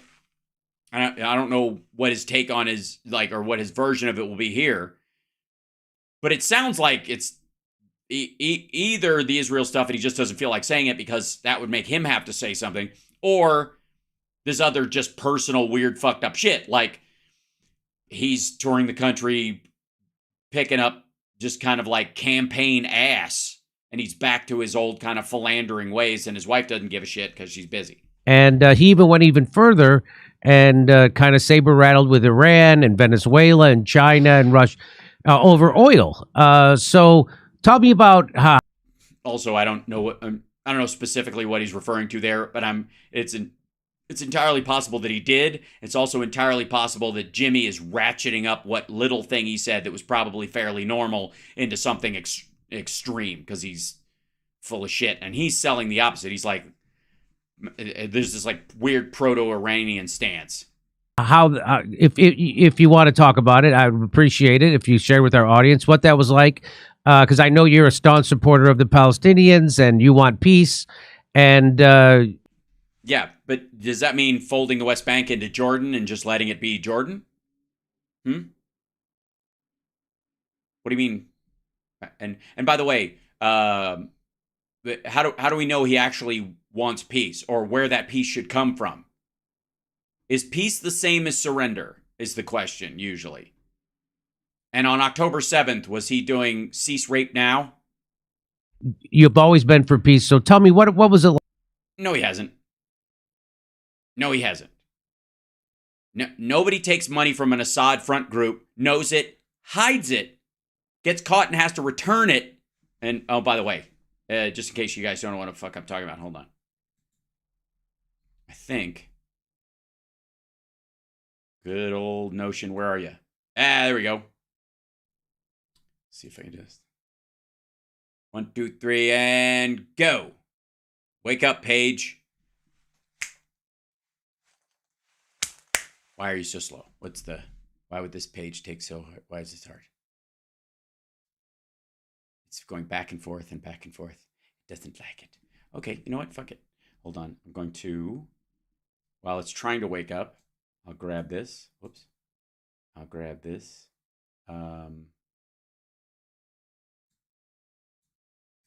Copy. And then I'll go and I'll try to throw it. Sometimes we have an issue with that browser. It gets weird. I don't know why. I think I overwhelm it with all my clips. See if it opens on here. Just being a jerk. All right, when it comes up, when it opens, yeah, it just doesn't want to do it. Hold on. Sorry. Dennis Kucinich returns. Whoops. Funds Syrian, something like that. That'll bring it up. There we go. He got paid a speaking fee. There it is. Boop. This happened back in the day. This is the thing. And here's the thing. Sometimes I don't doubt that they'll try to, sort of diplomatically honeypot you into stuff going, we're a peace organization, we're associated with them, but we're not really associated with them, and we don't, we're not trying to, support the government, but we do want to try and push them in a direction, so we want you to think, and people can get talked into doing, events and shit that they wouldn't normally do under this, this premise. But the problem was, yeah, there you go. Former U.S. Rep. Dennis Kucinich, Democratic candidate for Ohio governor, said he plans to return a $20,000 speaking fee he received last year from a group sympathetic to Syrian President Bashar al-Assad. Now, it's one thing if you got money from the group and they just donated it, and then you're like, I don't know these motherfuckers. They paid you to speak. Kucinich has come under mounting political pressure after news reports revealed that the Association for Investment in Popular Action Committees that paid for the speech was the parent organization of the pro-Assad Syrian Solidarity Movement. And again, notice the use of all these very socialist, popular action committees. Solidarity Movement. This is the same language you heard about the socialist movements in the 60s. They use that language to try and bait in lefties, quite frankly, into thinking hey, if they're going to have a socialist future, it's only going to be through us because, we're not afraid to kill people to do it. Stalin was so close, but he just wouldn't kill enough people. He only killed 40 million of his own people, or 60 million. I think it was Mao only killed 40 or something like that. The organization did not identify itself as having any interest other than human rights and never specifically mentioned to me their interest in or position regarding the Syrian regime, he wrote. If they had, I would have declined their offer because anyone who stands for peace must be able to remain above the appearance of influence. Your campaign people checked. They hid it he didn't put it on his financial statement. This is the thing. The reason the controversy came was not that he took the money and gave it back.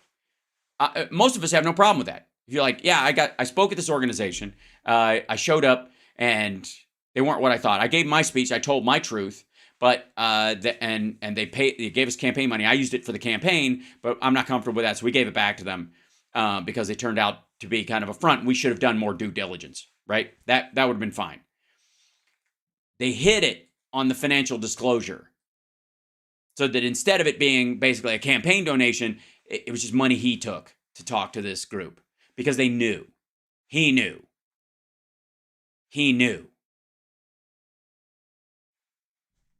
So that's what that was about. And that's the part that bothered me. Not that he spoke and gave the money back, or that he got money and gave it back. Because again, like I said, they're going to try and work, that is I'm surprised I would be surprised if every campaign doesn't have to give back some donation at some point along the way that somebody tries to sneak in there, even if it's just to dirty you up. Sometimes people on the other side of an issue can give money to you through another format and then release the news that it came from them later on, and then you have to defend yourself against your own fucking people, right? Where they're like, hey, why'd you take money from these awful people? And they did it. They gave you the money, and then they outed you for taking the money that they gave you under false pretenses, and you give it back to them, but the damage is done. I'm surprised every campaign doesn't have to go through that shit, right? Of course. However, if you do go through that stuff, it's pretty easy to handle. If your people come to you and go, hey, that group, there's a news story coming out that they're a front for this group or whatever, send it back now. Immediately. Issue a statement. We're not having anything to do with it. That's not what we were there for, and that's not welcome in our campaign. Done. You turn a loss into a win that quickly. You don't go, that speech I gave last month? Don't put that on our campaign disclosure. Put that, just make that a personal, a private thing I did to make,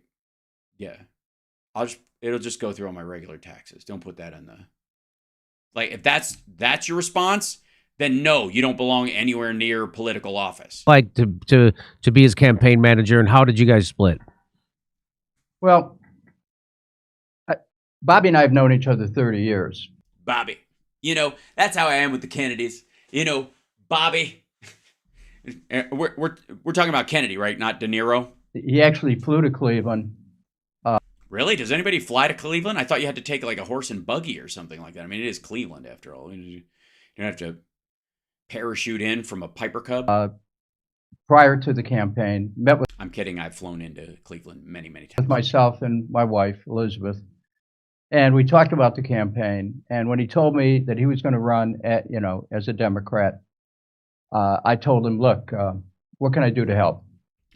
Yeah, we've got a Democrat in the presidency right now. We just got through Donald Trump. He's going to run again. And so, if I can help you undermine the current Democratic president, anything you fucking need. And he immediately asked me, would you run my campaign? I said, sure. Bobby and I... it won't take a lot of effort. You got plenty of money and nowhere to go. Are friends. And as the campaign evolved, without getting into areas that cross into a violation of a do not disclosure agreement, that is a contract that I had. Oh, you signed an NDA about your discussions with Bobby, and you don't want to. So you saw stuff and heard stuff that you didn't like, but you can't talk about it because of your NDA. I understand. That's freedom of speech. I get it. I get it. We'll just trust you that it was wrong enough for you to fucking quit as his campaign manager, but not so wrong that you have to warn people. I will. It's so personal that it doesn't matter. Say this, that there were disagreements that occurred, and I felt that I was at a crossroads where I had to make some decisions about. Yeah, you quit. That we assume that part. Do we, folks in the chat? Do we not assume that if you left the campaign, there was a period where you were thinking about leaving the campaign, you were wrestling with the idea, and then you left the campaign? I would think that, can we just jump to the fucking either reason you did or that you can't say? Whether the campaign was totally consistent with the direction that I wanted to see it go in, or maybe it was. It's not your campaign. It will never be totally consistent with the direction you want to see it go in. You're his campaign manager. You're not the candidate. At this point, you're making me feel sorry for Bobby Kennedy Jr. because apparently he wasn't. Was he too much or not enough of a puppet? Time for me to go in another direction, so I chose to go in another direction. Back to Cleveland. I love Bobby Kennedy. He's a good man, and I wish him well. I have my own campaign now, and believe me, that's what I'm focusing on. Okay. All right. Everybody, where can people go? They want to support you. Kucinich. Gee, I wonder.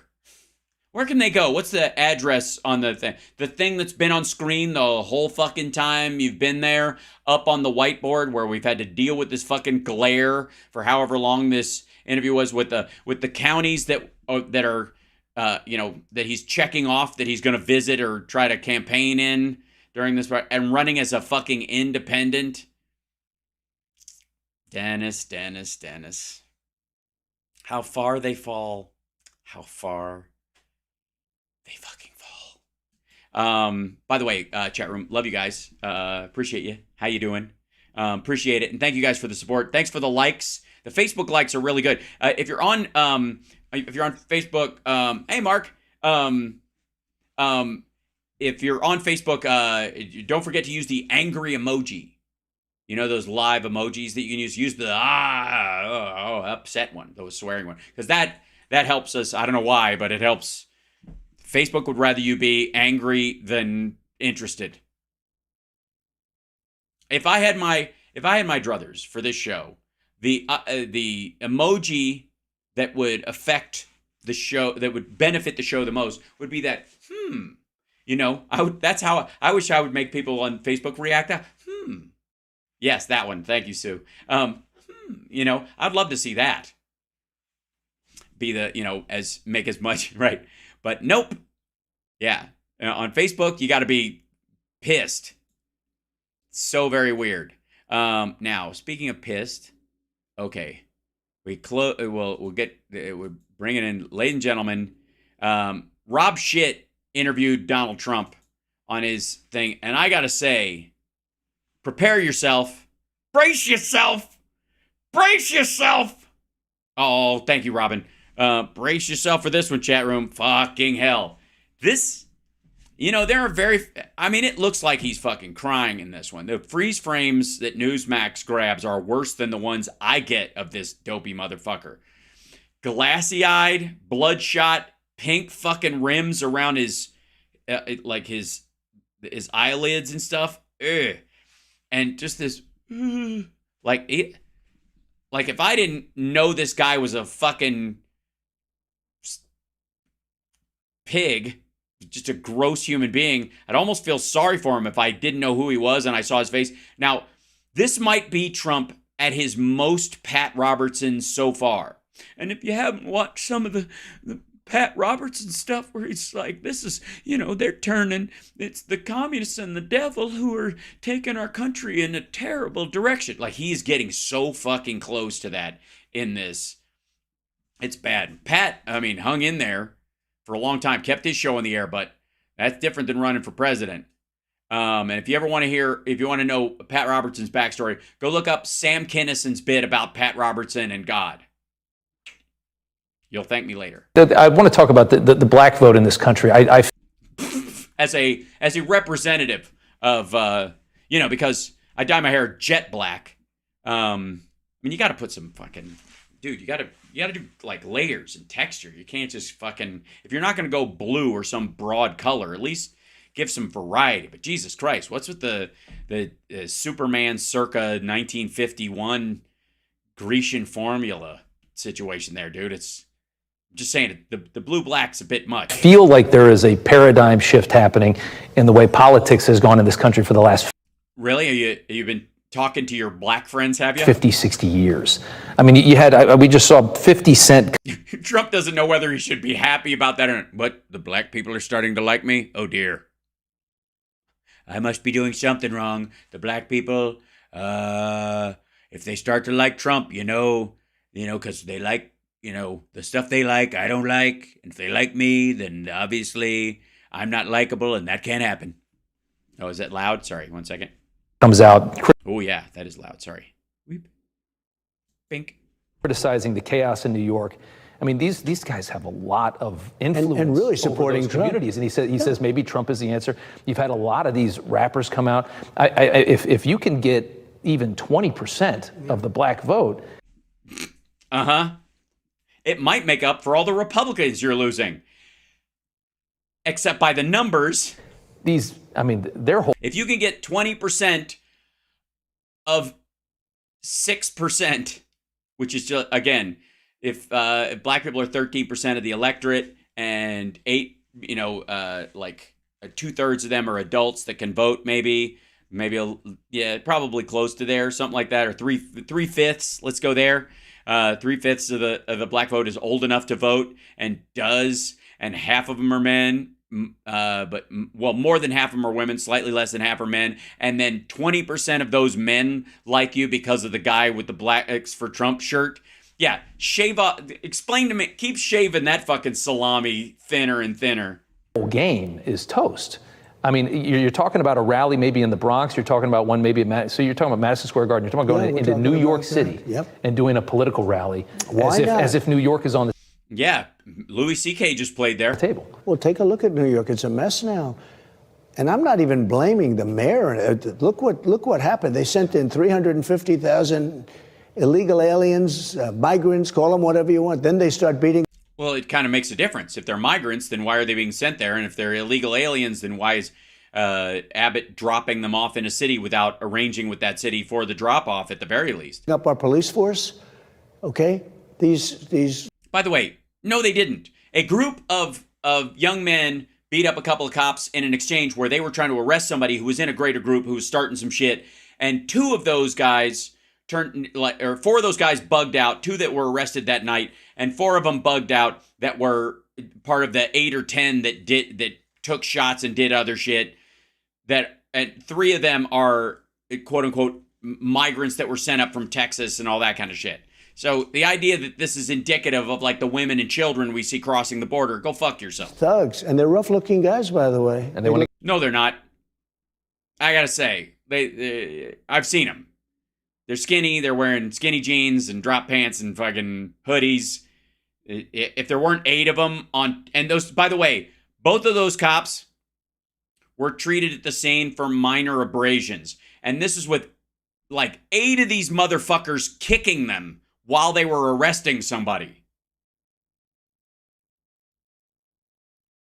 Yeah, cantaloupe calves. If the women had gotten in, I guess ZKR 99, is that the point? Like they could be in the Iowa $50 wrestling team, if you want to know the truth. Okay, we have a great team, but or Penn State has a great team, but what has a great wrestling team? Tell it. Stop. I want to hear more about your interest in men's wrestling. Is it a Jim Jordan thing?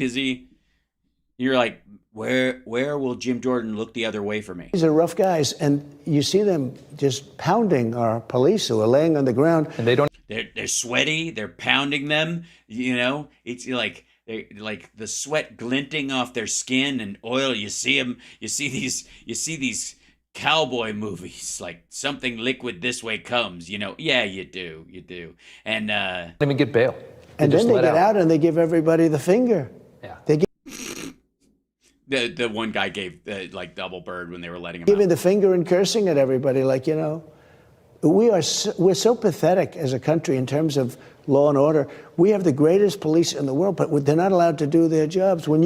By the way, can I just say this idea that Soros DAs are letting people out for shit like this? And by the way, if somebody beats up a cop or tries to, joins in on a bunch of other people kicking cops while they're trying to arrest somebody or whatever, all of those guys should go to jail. Because if you think they'll wait, they'll like hesitate 1 fucking second to roll you or me or your kid or your wife or your grandmother, your friend, any of this other situation, fuck that. If you're gonna kick somebody in the back of the neck while they're facing the other way, you go to jail. Fuck that shit. We're not talking about stand-up fights where their rights are being violated and they're like, well, I had to fight back because I thought this guy was gonna kill me, and like it wasn't that at all. These fuckers were just running over, getting a shot in, and fucking off. So no, you go straight to jail for that. Stop fucking around. And then if you're here as a migrant seeking asylum or something like that, you lose your asylum protection.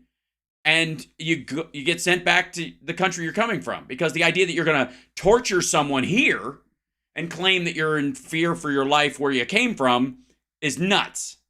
Quit it. Stop. No, like stop. And they're not.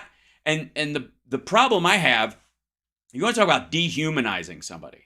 If you think, well, the migrants can't help it, it's just how they are. They can't not kick somebody while they're down. They can't not attack a police officer. It's just, their trauma has basically turned them into a chimpanzee. You know what I mean? It's not their fault. They're not, I mean, if you really think about it, they're not like a real person. Like, that's dehumanizing someone. Taking away someone's agency and responsibility is fucking dehumanizing. So, there you go. You have... Four of them were undocumented, and those were the ones that blitzed out. The other 2 had work permits, but I think it was because of the actual, previous migrant push. 200 usually young people walk into a department store and totally strip it of everything, walk out with television sets. Yeah, no. By the way, those are Americans, just for the record. Not related. Not even close. And the police, are dying to do their work, just like Border Patrol. Right. What's their work? Shoot them over a television set? And by the way, they do arrest people all the time. And the judge gives them a date in the future, and if they don't show up, they go to jail, and some of them get out multiple times. That's a thing you have to fix. There's a weird way of talking about crime right now, which is this idea that like you're taking people out of the community for committing crimes, and it's damaging to the community because those are integral parts of the people in that community. When in reality, those are the people that are victimizing the people of that community. Because just like sexual assault, most people are harmed by people they know, or people who are close by. Nobody drives all the way across the city most of the time to steal from somebody. They usually steal from the local. Most of the crimes happen within, 5-10 miles of your house. And so if you don't take those folks out of the community and put them in jail, they continue to victimize that community. Dying to do their work. But again, it's how you talk about it and the meaningful change you can put into place instead of this just blather horse shit about they just run in, they're like animals. Like that's the difference. We agree that there's a problem, but I think a solution that's functional is meaningful, which is, Dick Gregory once said the same thing. Oh, well, good. I love Dick Gregory. Meanwhile, this asshole it's all about demonizing large groups to scare the fuck out of Newsmax viewers. And there has to be a distinction. But they're not allowed to do their work. Rob, they're not allowed to do. Yes, they are. They're allowed to do their work. Cops are allowed to do their work. They do it every fucking day. They put their lives in their hands. They do it like, Jesus Christ, go watch fucking Police Activity. If you want to get down a fucking rabbit hole, go watch Police Activity on YouTube. Go watch any of those, like the shit they deal with every fucking day, like all the fucking body cam footage. Talk about binge watching a fucking show. Yeah, Code Blue Cam, all that shit. They do their job all the time. That's not the issue. The issue is the DAs that let people out who are violent, who aren't making the distinction between nonviolent offenders, people who are there for a pot bust or some other shit, and people who are in for domestic violence for the third or fourth fucking time. And this motherfucker, for the record, wants that guy who's been let out 3 times for domestic violence, he wants that guy to still be able to buy a gun. So don't talk to me about fucking law and order. They're not allowed to do anything. They have to stand there. The employee, if you and reported they're told the employees, if you do get anything, fired. you're fired, and you lose your pension, you lose your family, you lose your house, you lose everything. You lose your family. I can't find anything. You lose your keys. I don't even know why I'm in this room. Everything. The police want to do the job, and they're not doing it, Rob. They're not allowed to do it. Yeah. I want to ask you. They do it every day. They do it every day. Cops do it every day. They don't give a fuck. There's a bunch of places where I'm sure in parts of St. Louis or New York or someplace that like these motherfuckers deal with it so much they get burned out and all this stuff. But all across the fucking country, they get up and they do it every fucking day. People of all different nationalities and backgrounds and races in this country are police officers, and dozens of them fucking die all the time, and half the country doesn't give a shit. Half of the left doesn't give a shit when a cop dies, and half of the right thinks that they're a jackbooted thug for the fucking UN, and they still do it. Country is just, it's so pathetic. Fuck you. And other countries. No, it's not. Countries are watching this. I'll tell you what, Yeah, China's watching this and going, they're looking, when you have to look up to see pathetic, imagine how you feel. America's pathetic, and they're doing so much better than we are. I got to know Putin very well. I got to know Xi very well. I got along with everybody, etc. Yeah, et cetera, et cetera. Yeah, Putin sent you money while you were president and bought out entire floors of your buildings, of your hotels, and nobody even stayed in them. Sure. But they knew it was no games. I was talking to Putin a lot about Ukraine. It was the apple of his eye. There's no way he would have ever moved. That fucking apple of his eye shit. It's so weird. When Biden showed that horrible situation, that horrible surrender, because that's all it was in Afghanistan. Why was it a surrender? We left 3 months later than you said we were going to leave. Why was it a surrender? So you negotiated a surrender? I guess that's it. Okay, that's the news for tonight. Donald Trump negotiated the surrender in Afghanistan. Congratulations, asshole. That horrible surrender. What are we supposed to do? If we're leaving, they set off a bomb, we're like, fuck it, everybody back out, we're staying. Was that supposed to be the fucking response? Turn the planes around, we're just gonna drop gear on top of these motherfuckers. Just like, yeah, everybody who was staff at the embassy, you're all given a hand grenade. You're all now suicide bombers for the United States. We'll just give you half a parachute and just dump you over a fucking Taliban hotspot. Because they kill any of us on the way out, we're staying. The way he got out of Afghanistan, and I'm the one that got it down. I was going to keep Bagram. I was going to keep the air. Well, then you can't stay and leave. This is the same shit. You can't stay and leave. We were going to get out or we weren't. You don't get out and keep Bagram. You don't take fucking Bagram and fill it full of our soldiers, and which will be surrounded in an area that was controlled by ISIS-K, for fuck's sake, the ones who actually set off the bomb. Base, it's one of the biggest. I think it might be the biggest air base in the world for runways. Who cares? For runways? No, it isn't. Asshole. What do you think we do? Build fucking planes in Afghanistan that can only take off from there?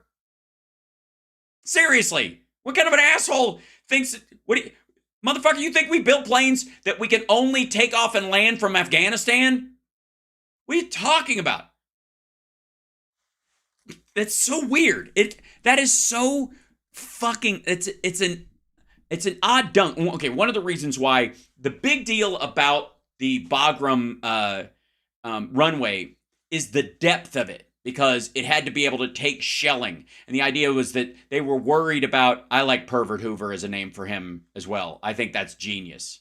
Pervert Hoover is, yeah, Donald Pervert Hoover Trump. It works great for me. But never mind the fact that he wanted to keep soldiers there, surrounded by ISIS-K all the time, just as sitting ducks for that kind of shit, to get, I guess, tactical superiority over where the production of nukes is for China, which has nothing to do with where they're fucking launched from. So fucking odd. And they already have them, so it's not like we're going to blow up their factory like Iran. None of it fits. None of it fucking fits. And we gave it up. It's 1 hour away from China, where they make. Yeah, that not only was it useless, it was convenient too. Make their nuclear weapons, okay? It's where they process their uranium. It's not where they make their nuclear weapons. 1 hour away, and we gave it up. And again, what are we going to do? While the nukes that they already have are in the fucking air, we're going to blow up their ability to make more nukes in a nuclear war? Get the fuck out of here. You know who occupies it now? They say China occupies it now. Yeah, and fuck them. You guys want to do a fucking deep dive into the like? Hold on. How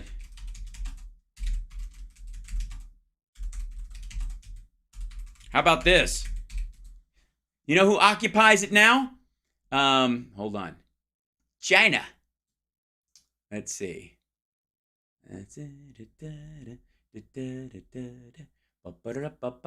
Yeah, and it's a shame that we don't have more people in there. Get out of here. This is from Al Jazeera. There you go. Boop. Get out of the way, silly.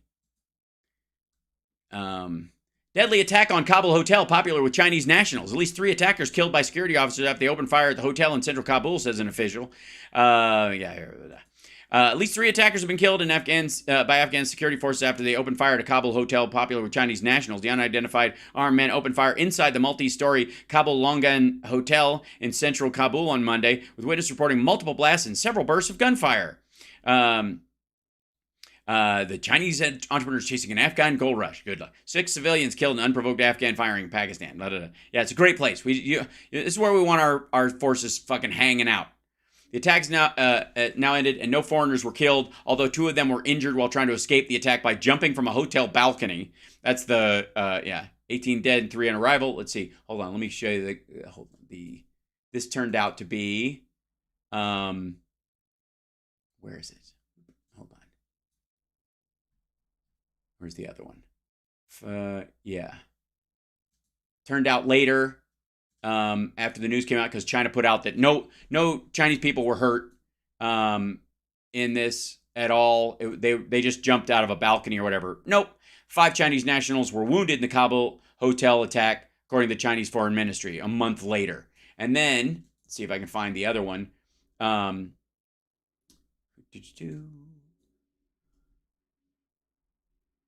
Daily attack. Kabul 3 gunmen dead. Kabul attack. This is just the most recent one. Hold on.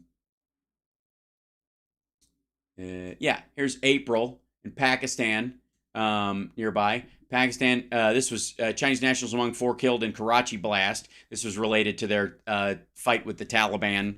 And let's see. There we go. This is... let's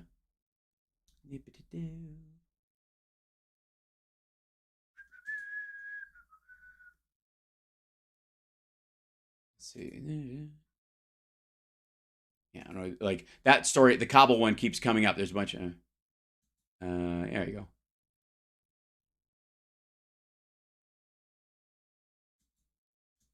Yikes.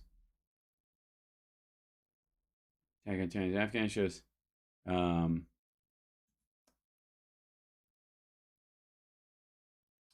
this is the current state of that. The Chinese being controlled. Attack on Chinese in Afghanistan shows Taliban coming under fire. They're making deals with outsiders, and that's what ISIS is trying to fight. Just for the record, this asshole knows nothing about any of the stuff that's going on there or in Pakistan. They had a Chinese couple while he was president. There was a Chinese couple murdered in Pakistan. No, we have by basically the same people, the ISIS group, which is who they've come over there because of the Uyghurs.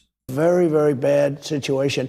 When Russia saw that, that's when they started to move. They saw how we... No, they didn't. They started building that idea because they were going to go in on his second term and he was going to help them. It's like we fled Afghanistan. And I spoke to the leader of the Taliban. If we left 3 months later than you had scheduled, wouldn't fleeing mean you leave faster? Why didn't Biden leave before your deadline? And Abdul. And I said, don't do it. You know, I didn't have one soldier shot in 18 months in Afghanistan. Right, because that's you negotiated a conditional surrender. Don't kill any of our people, and we'll get out on this date. If you kill anybody, we're going to have to stay. And they went, okay, nobody kills any of these assholes until so that they leave, so we can get back to killing women. Not one soldier was shot. And then this thing happened. 13 were killed. And, you know, they never talk about the wounded. Right. Yeah. Name one of the people that was wounded. You've allegedly met with the parents in theory. The people that were injured. But these aren't injuries like, you know. You hurt your foot. Yeah. Yeah, it isn't like you hurt your foot. Except some of them did get there were people with their hurt foots. These are injuries that are devastating, like no legs, no arms, and your face is obliterated. That's pretty devastating. That's like the Metallica 1 video. 5 years ago, you wouldn't have been able to live, you know, with the kind of injuries we're talking about. These are the most horrific injuries. Landmine has taken my sight. Someone help me, please. Like that. I swear to God, like if he had any cultural reference at all, I'd swear he was just like he's just flashing back to Johnny Get Your Gun, which is the movie that they took footage for the Metallica 1 video. That anybody can have. We have 39 people with massive injuries. Nobody ever mentions them. They mentioned the 13. I know the people and the parents and the wives and husbands of the 13 people. I've had them over to Mar-a-Lago. Yeah. I've had them over to Bedminster. They're devastated. This should have never happened. And that devastation goes. What about the 96 service members that were killed during the Trump administration? I mean, you know, life for a life. Everybody matters to the people around them more than anyone else in general. But at my estimation, we are in Biden's 4th year, and aside from accidents, there have been 15 service people killed including Afghanistan, and the 3 service members that were just got killed. That's 15. And I guess we're just going to blow off anybody that died of COVID. Across, I mean, we're seeing in this country in every single area, we're seeing a presidential administration just dismantling. And I mean, No, we're not. Tell me, why? Okay, why would you pass an infrastructure bill if your goal was to dismantle everything? Why would you renew all the airports and pull up lead pipes and replace all the fucking raggedy bridges in the Midwest, in areas where voters didn't vote for you and aren't going to? Will say fuck you at the ribbon cutting while patting their local politician on the back who voted against it as well. saw Johnny got his gun. Thank you, Jupesman. Yeah, Johnny got his gun. From Davos a week or two ago, you had Jamie Dimon, who has a lot of influence, especially in the financial world, the donors, the Wall Street money. You know, You mean he's rich for real as opposed to fake rich? That's rude. I mean, Trump's sitting right across from you, man. You're just going to say that? He said Trump was right about a lot. He admitted, it's like, for as vilified as you were right about a lot. And he really criticized the Democrat Party and the treatment that they've given to your movement and your supporters and how they've written that all off and the way that they're treated. I mean, which are much bigger than 50% of this country. No, they're not. My opinion, much bigger. In your opinion. Nobody gives... Well, of course you think your supporters are worth more than 50% of the country when they're 30% of your party. And I'd say it's close to 95% of the Republican Party. No, it isn't. If it's close to 95%, why are you getting 50% in Iowa and New Hampshire, you dumb fuck? Get a kick out of the fact, these two people are unpopular. He's unpopular. I'm not unpopular. No, you're very popular. Yeah, no. The people in the villages, I've seen your fans. They're fantastic. I'll bet you 95% of the Republican Party. Okay. Can we use just any general poll of Republicans, registered Republican voters? How much? How about $83 million? You don't have that. I mean, I know I don't have it. You really don't have it. Reagan had 86. What haven't I been right about? And the one thing, and I'm not... The wall securing the border, making it better? Predicting it, so it's not a question of... Oh, Biden crashing the economy as soon as he gets into office? Right or wrong, but we're very close to World War III, much closer than anyone understands. Well, okay, technically speaking, if World War III ever happens, even if it's 2,000 years from now, with every day that passes, we're closer to it anyways. Until it's in the rearview mirror, we're always getting closer to it, if it happens at all. And the power of weaponry is so incredible. I got to see it myself, okay? I mean, I understand it better than anybody. Yeah, he understands the weapons better than anybody. Yeah, explain it then. I mean, fuck the nuclear scientists and the DOD and the Pentagon and the fucking contractors and Boeing and Raytheon. These fucking idiots. And the power of weaponry is... Oh, yeah, the power of weaponry. So you're saying we're not going to fight hand to hand? So devastating today. It is. The power of... Just like, now that humans have weapons... Neil. And no, nobody knows what the fuck you're talking about. And the fact that Rob Schmidt is probably nodding right now is more pathetic than what this asshole is actually saying. We're playing with a guy can't put two sentences together. This is the guy. What happens if he gets back in for 4 more years? I think the country's finished. In what regard? I'm going to move. I'm going to have to leave. I'm definitely... I think it's not going to be able to function. Yes, Anthony, if she lets you.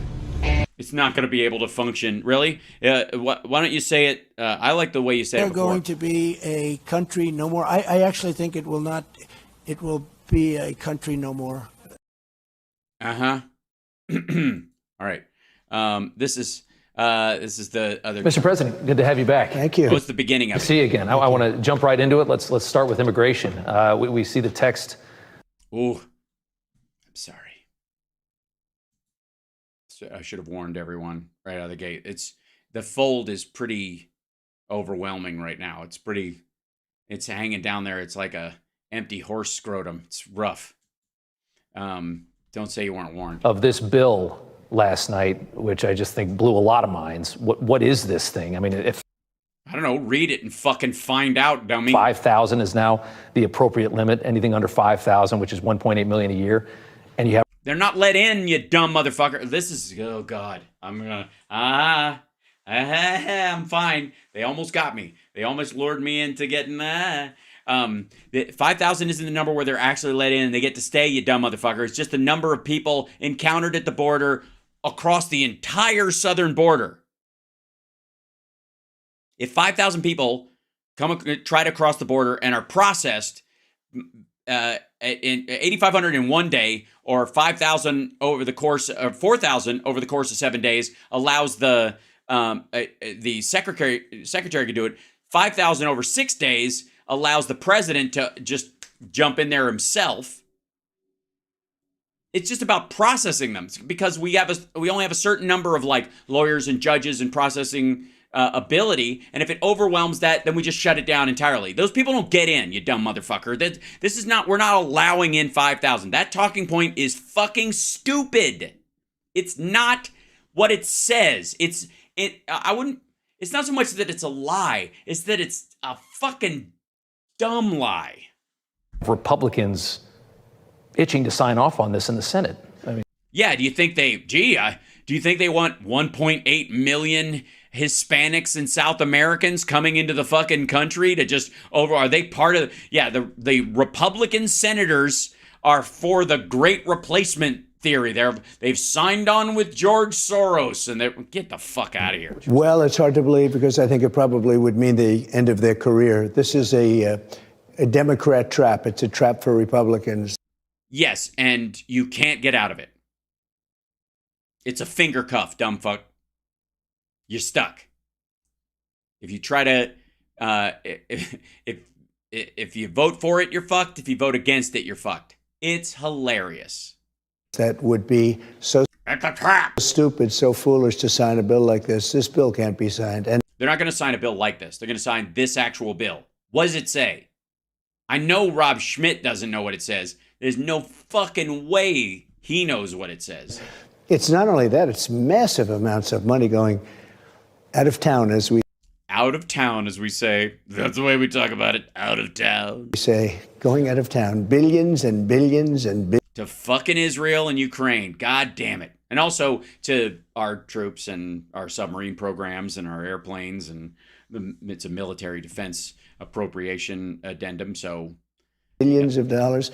And it's so bad on the border. I've never seen anything like it. Actually, you haven't seen, yes, not only has he not seen anything like it, he's actually never seen it.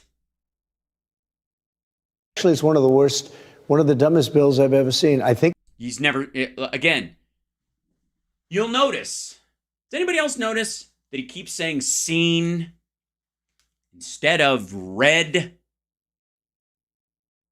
You don't think that's an important distinction? You don't think that if you knew the details of something and you were going to argue the details of something, you would say, this is the dumbest bill I've ever read. The provisions, even if you don't read the whole fucking thing, like you just read the border part and the fentanyl part, then you would say, the provisions around the border in this are some of the dumbest things I've ever read. Even if you didn't read it, somebody read it to you, you'd still say ever read, not seen. Seeing the bill is not how you know what's in it. Just saying. I just think is it just me, or does that seem like he's just fucking, all right. It's dead, totally dead at the House. I think they have almost unanimous support. But I can't imagine anybody wanting to approve this bill. Well, read it and then go, oh, shit, right, I can see why. Yep. That's how I know you haven't read it. Well, I don't understand how you could, I mean, if you're a Republican in the Senate, and that's where it has at least, I think, a few names that are going to back it, how do you let them go 3 years with what they've done and then just give them this lifeline? You know, this could really... Why would this be a lifeline? I thought it was a fucking crisis. If it doesn't work and it's going to make the border worse, then you pass it and run on the... This is what they gave us. We wanted some changes. At least we got some more Customs and Border Patrol. The rest of it sucks ass, but we got the rest of this shit, and they're not doing anything with it. They have this power. We gave them the power to shut down the border if it reached this number. It reached that number, and they didn't shut it down. You don't think this would print talking points for Republicans?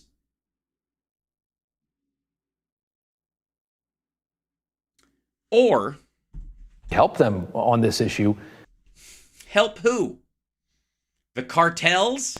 You know, in this next election. Well, how do you do that? They've been doing that by giving billions and trillions of dollars away also. Yeah. Yes, billions and trillions of dollars. They've been giving away billions and trillions of dollars. Yeah, this is what they've been doing.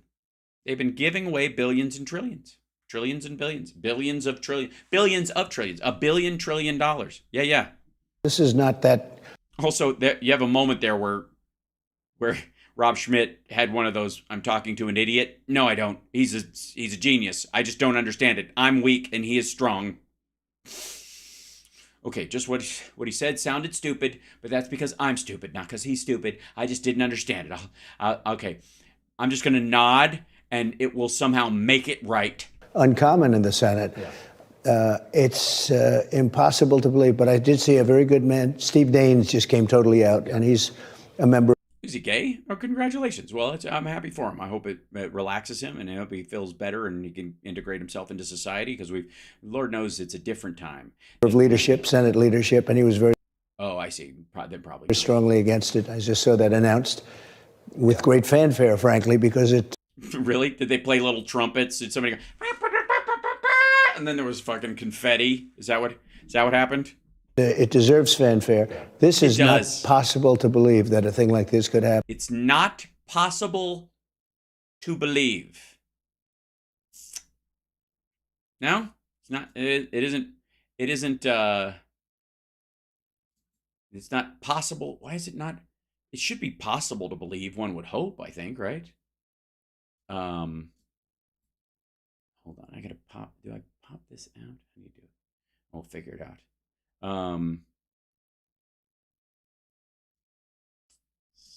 Sorry, I'm trying to. There we go.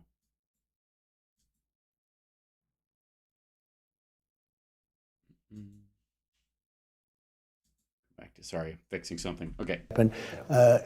You already have. You don't need a bill. I had the safest border in the history of our. He used COVID. Title 42. You could implement Title 42 because we had a COVID emergency. Without the COVID emergency, you can't use Title 42 anyways.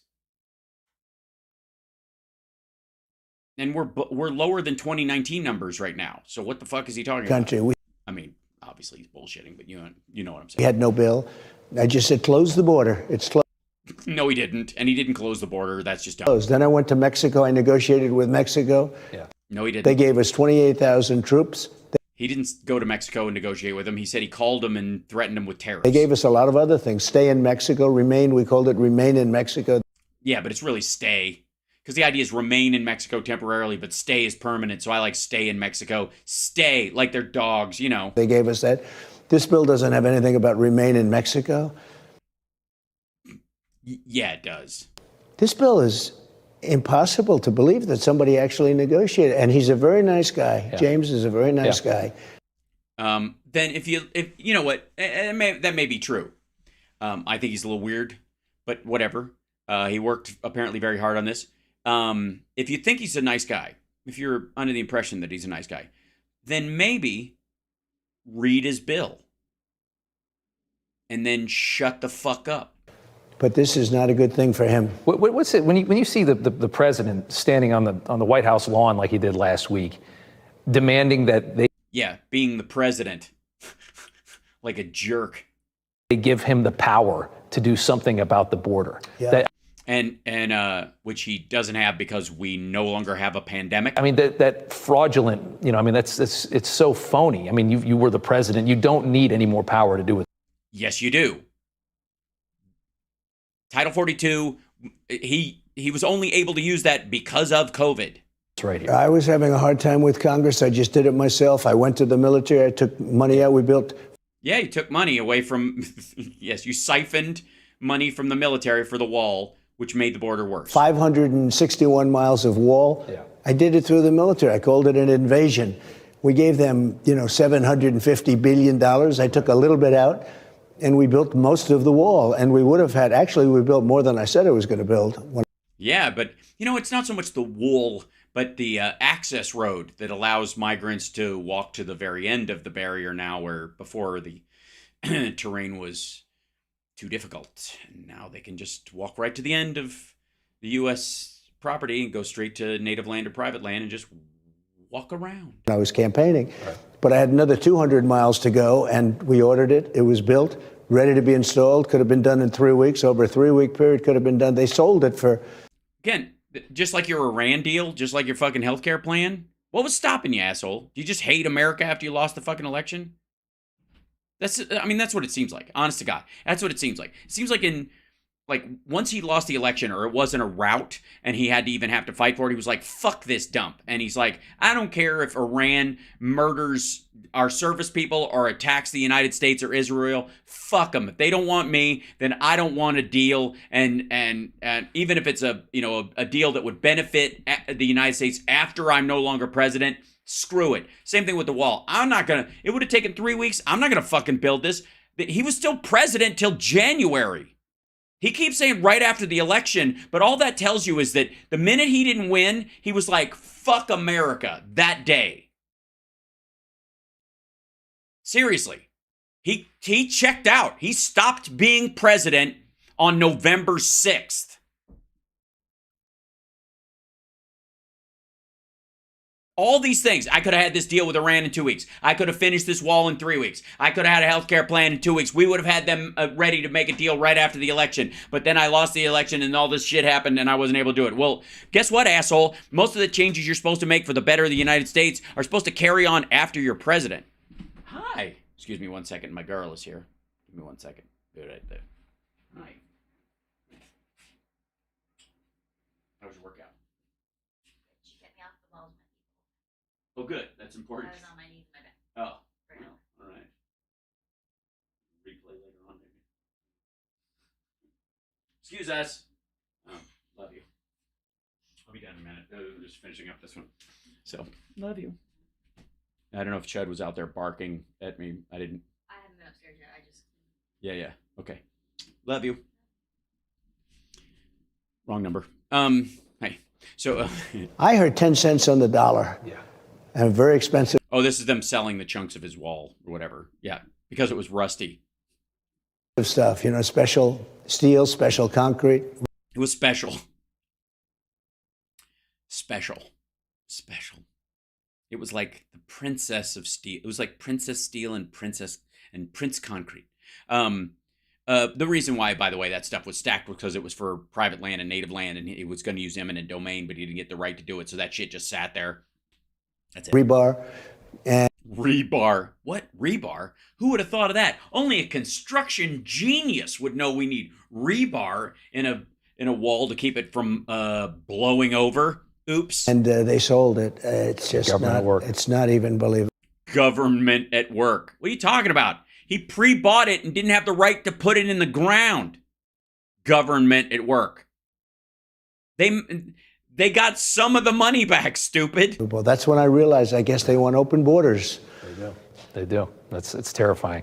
I want to talk about Iran for a second. I want to talk. We lost 3. Yeah. Speaking of terrifying soldiers.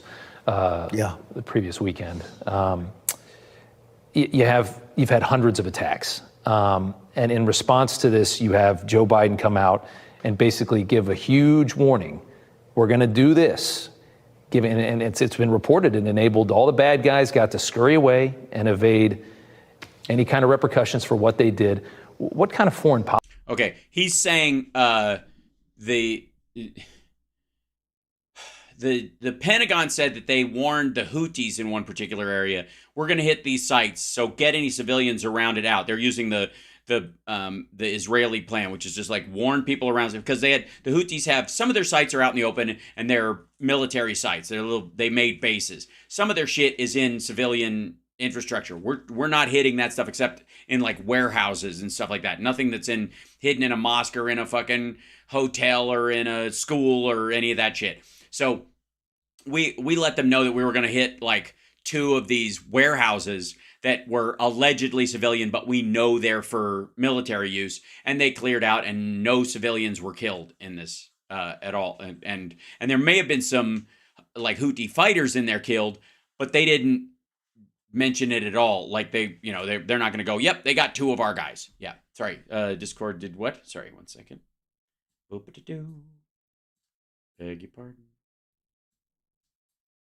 Oh. Policy are we seeing right now? Well, let me just tell you, we were respected 3 years ago. Very. Oh, you mean when Joe Biden took over for you and you got voted out and America and everybody was like, America's back, thank God. Yeah, respected. I agree. We did things that nobody thought were possible. We had peace in the Middle East. We had the Abraham Accords. You had COVID. Nobody was doing anything. We signed 4. We would have had another, I think almost everybody, maybe even Iran, as crazy as that sounds, but maybe even It's crazy. Yeah. Iran was broke. I wouldn't let people buy. Yeah, that's his other line that he keeps doing this whole. China, don't buy. None of you buy. He let South Korea buy $6 billion worth of Iranian oil, and then he got caught, and it came out in the news, and so he got rid of the waiver, which held the Iranian money in this account in South Korea for, since then, since 2019 or whatever. And that money was the money that was going to get traded for the hostages. Once October 7th happened, the money never went out the door. So it never left. It's never been used to buy any stuff. It's still, as far as I know, in the South Korean banks. They said it cost $200 billion. They had no money for Hamas. They had no money for Hezbollah. They had no money for anybody. Yeah, then what were they? There were dozens of attacks while you were president. Syria and other places, their proxies were doing a shit ton of stuff. They had to stay afloat. And then Biden came in and he gave up on sanctions, gave up on everything, and now no, he didn't. They have $200 billion cash. I'm not even talking about the $6 billion they gave for. Also, they're an enormous country. The idea that they have $200 billion for the population that they have and just to use as a functioning country is not a lot of fucking money. 5 hostages, which is unbelievable. Right. Well, it's not believable because it's false that the money was never given. Or the $10 billion they gave for electricity for Iraq. We didn't give them $10 billion for electricity for Iraq. Iraq can buy some electricity from Iran. They have a pass to do that. So that you don't have blackouts in Iraq and people side with the Iranian government proxies who want to take over. We gave them $10 billion. No, we did not give them $10 billion. That's just bullshit. Seriously. Let me say, can I say this any more clearly? We did not give Iran $10 billion. There is a potential over time for them to make $10 billion with Iraq buying energy from Iran eventually, period, because of the electricity that they need. But they didn't get it from us. How are they surprised to see this? They're very rich. Yeah. But they're also rich because Iraq is a subsidiary of Iran. That's all it is. Stupidly, we went in many years ago and we bombed the hell out of Iraq. Yeah. And all of a sudden... You think we're going to get we should have kept the oil? I mean, you can't go there without saying we should have kept the oil, right? We should have robbed the place. You had for... After we bombed them, we should have stole their shit. Years, you had 2 nations for centuries with different names. Were they? Even Rob Schmidt's like, they were different names. Don't know what that means. Fighting. They were the same. They were fighting. They go, bow. And he was like, oh, no. And he's like, and like, oh. And I ding, ding, ding, ding, ding. And then penises. They fought. They went 10 feet. Then they. Yeah, it's like the AFL game or something. Arrested 10 feet. Well, we knocked. No, they didn't. Knocked out one of those forces, and now Iran has the whole thing to themselves, and they've essentially taken over Iraq. Iraq has $300 billion. So they have $200 billion quickly made under Biden, and they have $300 billion in Iraq. So anything that Iraq has is automatically Iran's. Cool.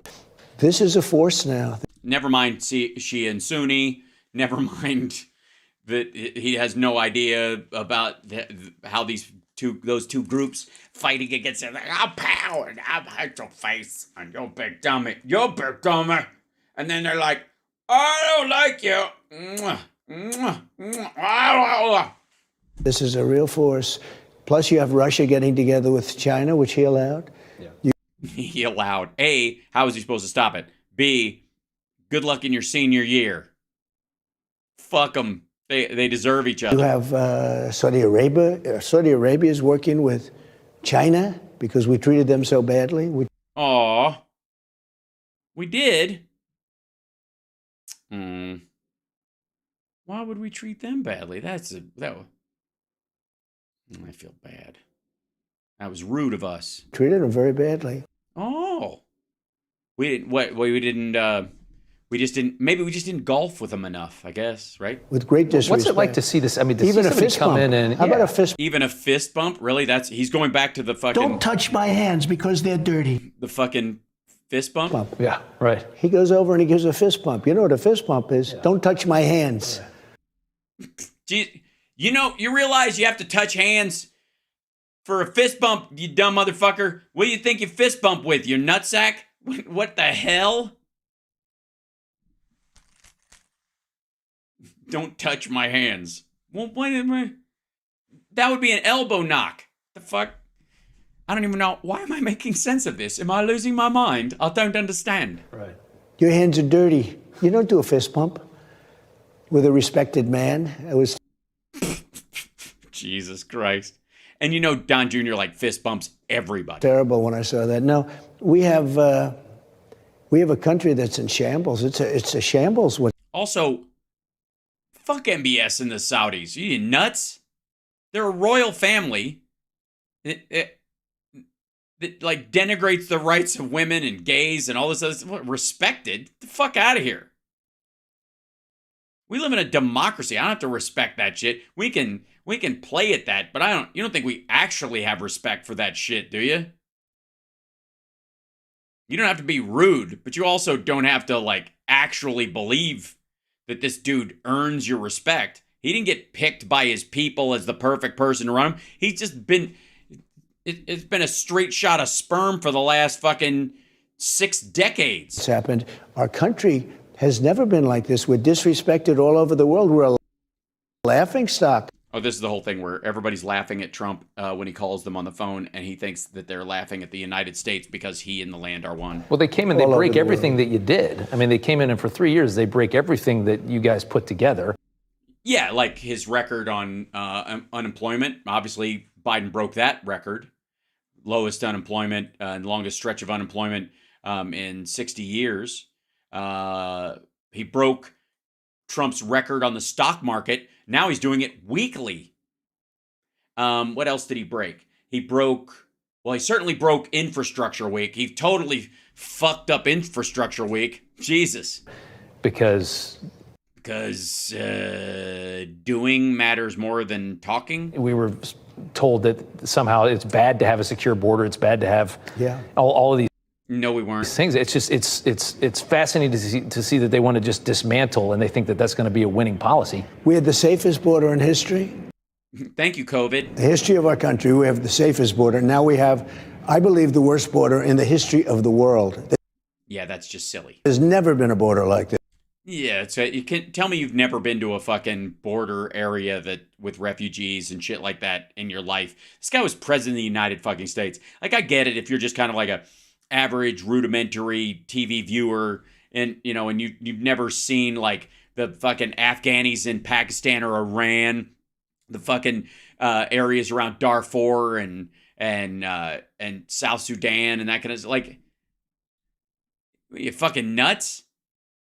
Ever, I don't care where you go. Third world. How many do you think countries. came in? 20 million? You think? What do you think the number? I think the number will be 18 or 19. That's bigger than New York State. 18 or 19 million people by the end of this catastrophe. This is the worst president. Again, he's using recidivist crossing numbers to try and jack the number up when the number is lower than what happened during his presidency. In history. I don't care what you think. What can you prove? Because here's the thing. This asshole would get in and go, we're going to do the biggest deportation ever. We're going to dump fucking, we're going to get 6 million people out of here, or 10 million people. We're going to get rid of 10 million illegals in the country. And then he's going to snap his finger and go, they're gone. Why? Because they never fucking were here in the first place. He uses weaponization to run for office. And the weaponizing and the weapons, the weapon systems and the fucking weaponry, weaponrying. Nobody's ever done that, at least only to a minor extent, if done. Well, then I guess they have done it. Maybe they just didn't have a big enough target. You know what I mean? Done it all. This is third world stuff. No, this is first world stuff. This is really like this costs a pretty penny. He has, and in the third world, they'd kind of Saddam Hussein you, wouldn't they? I mean, if America was a third world country, motherfucker, do you think you'd still be in Mar-a-Lago in the same room where that's the room with the stage where the classified documents were? That motherfucker has the nerve to do interviews in the same room. Why don't you just do it in the shitter while you're at it? Why don't you just do that? Just have the interviews. You sit on the toilet. Rob Shit can sit on some boxes right across from you, and you can just film it in the Mar-a-Lago shitter. No respect at all. You talk to foreign leaders. They say, "What is?" No, he doesn't. He doesn't talk to foreign leaders, and you don't talk to foreign leaders. Is this a joke? Yes. When Donald Trump calls them and goes, "Hey, it's Donald," and they go, "Is this a joke? You're not really fucking calling me, are you?" Yes, I totally click. I guess he's going to get the nomination. I said maybe, maybe not. I don't know. Who can believe it? You think it's going to be him? Well, he just gave up the Super Bowl interview. And talk about that. He gives up a free opportunity to speak to every American at the Super Bowl. Every person watches. How do you give that up? Well, I don't know, but I accepted it. Because you're busy doing actual shit and you're in the middle of a negotiation and coming out, they're going to ask you about the border stuff. They're going to ask you about the negotiations you're currently in with Hamas and all this kind of stuff. And all of it is on a fucking, it's teetering on a fucking needle point. And so on the head of a pin. So you don't want to fuck it up during an interview by giving too much away. I think that's why. But if everything is press and you don't give a fuck about policy, it's an easy question. I said, I'll take your place. Yeah. I actually put it out. I don't know, maybe they didn't take you up on it? Weird. They get higher ratings, but we'll do an interview. But no, he just turned down the Super Bowl. It's weird that they offered him that, and he was like, "Nah, I'm good. I got president shit to do." And you're like, "I'll do it." And they're like, "No, have fun with Rob Schmidt." Which I think was a very wise thing. He can't put two sentences together. It looks terrible to turn No, that we down. have a president that's terrible. The one person that's happy is Jimmy Carter. Because This is such an odd, and this whole like shitting on Jimmy Carter thing, I don't know why they think this is a win. Like I would argue Jimmy Carter qualifies as our most genuinely Christian president. The man who exemplifies his faith and tries to live it in the best way he possibly can. If there's an example of a human being who's what Christianity is, the standard it's supposed to live up to, and tries to do it himself, it's Jimmy Carter. And these look at the look on this fucker's face. Look at him. Like, yeah, fuck Jimmy Carter and his fucking Christian building houses, an old fuck. That's what this is. Like, yeah, give it to him. Like, and these are remember, they used to be family value Republicans. That was the sales pitch. Jimmy Carter looks brilliant by comparison to this. Jimmy Carter is brilliant. This guy. He looks like it was a brilliant administration. Brilliant is the word. He looks like a very brilliant. You, sir, are made of the same brilliance, and you must have trained with him because you have the same gleam in your eye. And you, sir, ignorance is not made of something. Brilliance is great when it's made of something ignorant. And I want to thank the people of Nepal. Nepal. I'm doing golden child lines. Compared to. By the way, if in answer to your question, my alarm on my phone is Best Man in the World from the Golden Child soundtrack. I recommend it for any of my dude friends who want to, start their day right. Biden. Yeah. Now, it's a very sad thing. That's it. It's a very sad thing that you're not president anymore. I don't think so. By the way, guys, thank you so much. Hit that like, hit that subscribe, do all that stuff that I forget to do because I'm just, I'm working on the sales shit. I'm just not quite there yet. And thanks. I'm sorry I went late tonight, but I had to restart my computer 3 times and it wouldn't, I don't know why, but you know what the hang up was? And I got it running. Let's see. Yeah, it's still there. Is Instagram over here. I have it running on, I have to it's just like this weird extra step to get it running every time. It's very peculiar, and I try to get it working, and sometimes it hangs up the whole software. Like really, it crashes. And I've done 3 crash reports that require a zip file. You know shit's fucked up when that happens. You know it's bad when your computer's like, your software crashed. Would you like to send something to the, a crash report to the developer? And like, yes. And then you're like, and it takes a minute, like a blue bar, and you're like, oh shit. And then it prepares a zip file of all the settings and everything that's fucked up and sends it to them. Like, this is bad. No, this is very bad. It's terrible. This is really terrible. So anyways, love you guys. I will see you tomorrow, regular time. All's well. Friday, same deal. I think what's going to more than likely happen, God help me, I'm going to have to do the radio show from LA on Saturday so that I can get to the Nerd Halen gig, because I got to basically right after the show I have to roll down there. We have 3 sets. We're playing LA Kings Fest downtown in LA, which I'm very excited about. And so I'm going to drive in again. So, why the hell? Wish me luck in the rain. My only worry is not so much that is the rain, it's the kidney.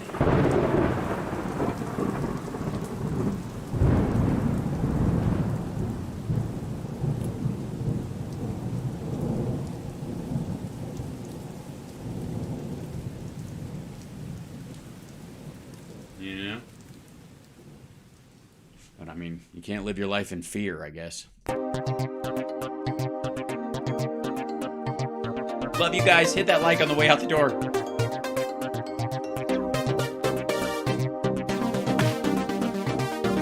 Thank you guys so much. Okay. By request. The Burmese executives. So this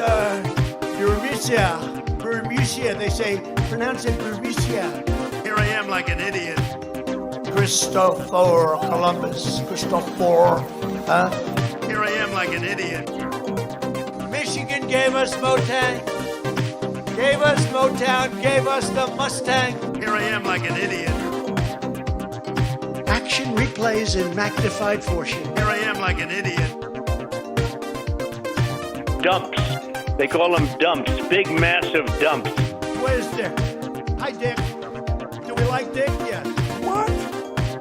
Winston Churchill stood on the rooftops in London, very calm, making speeches. Winston Churchill. He meant explosive in terms of fire.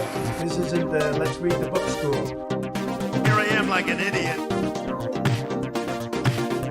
Even brought a safecracker.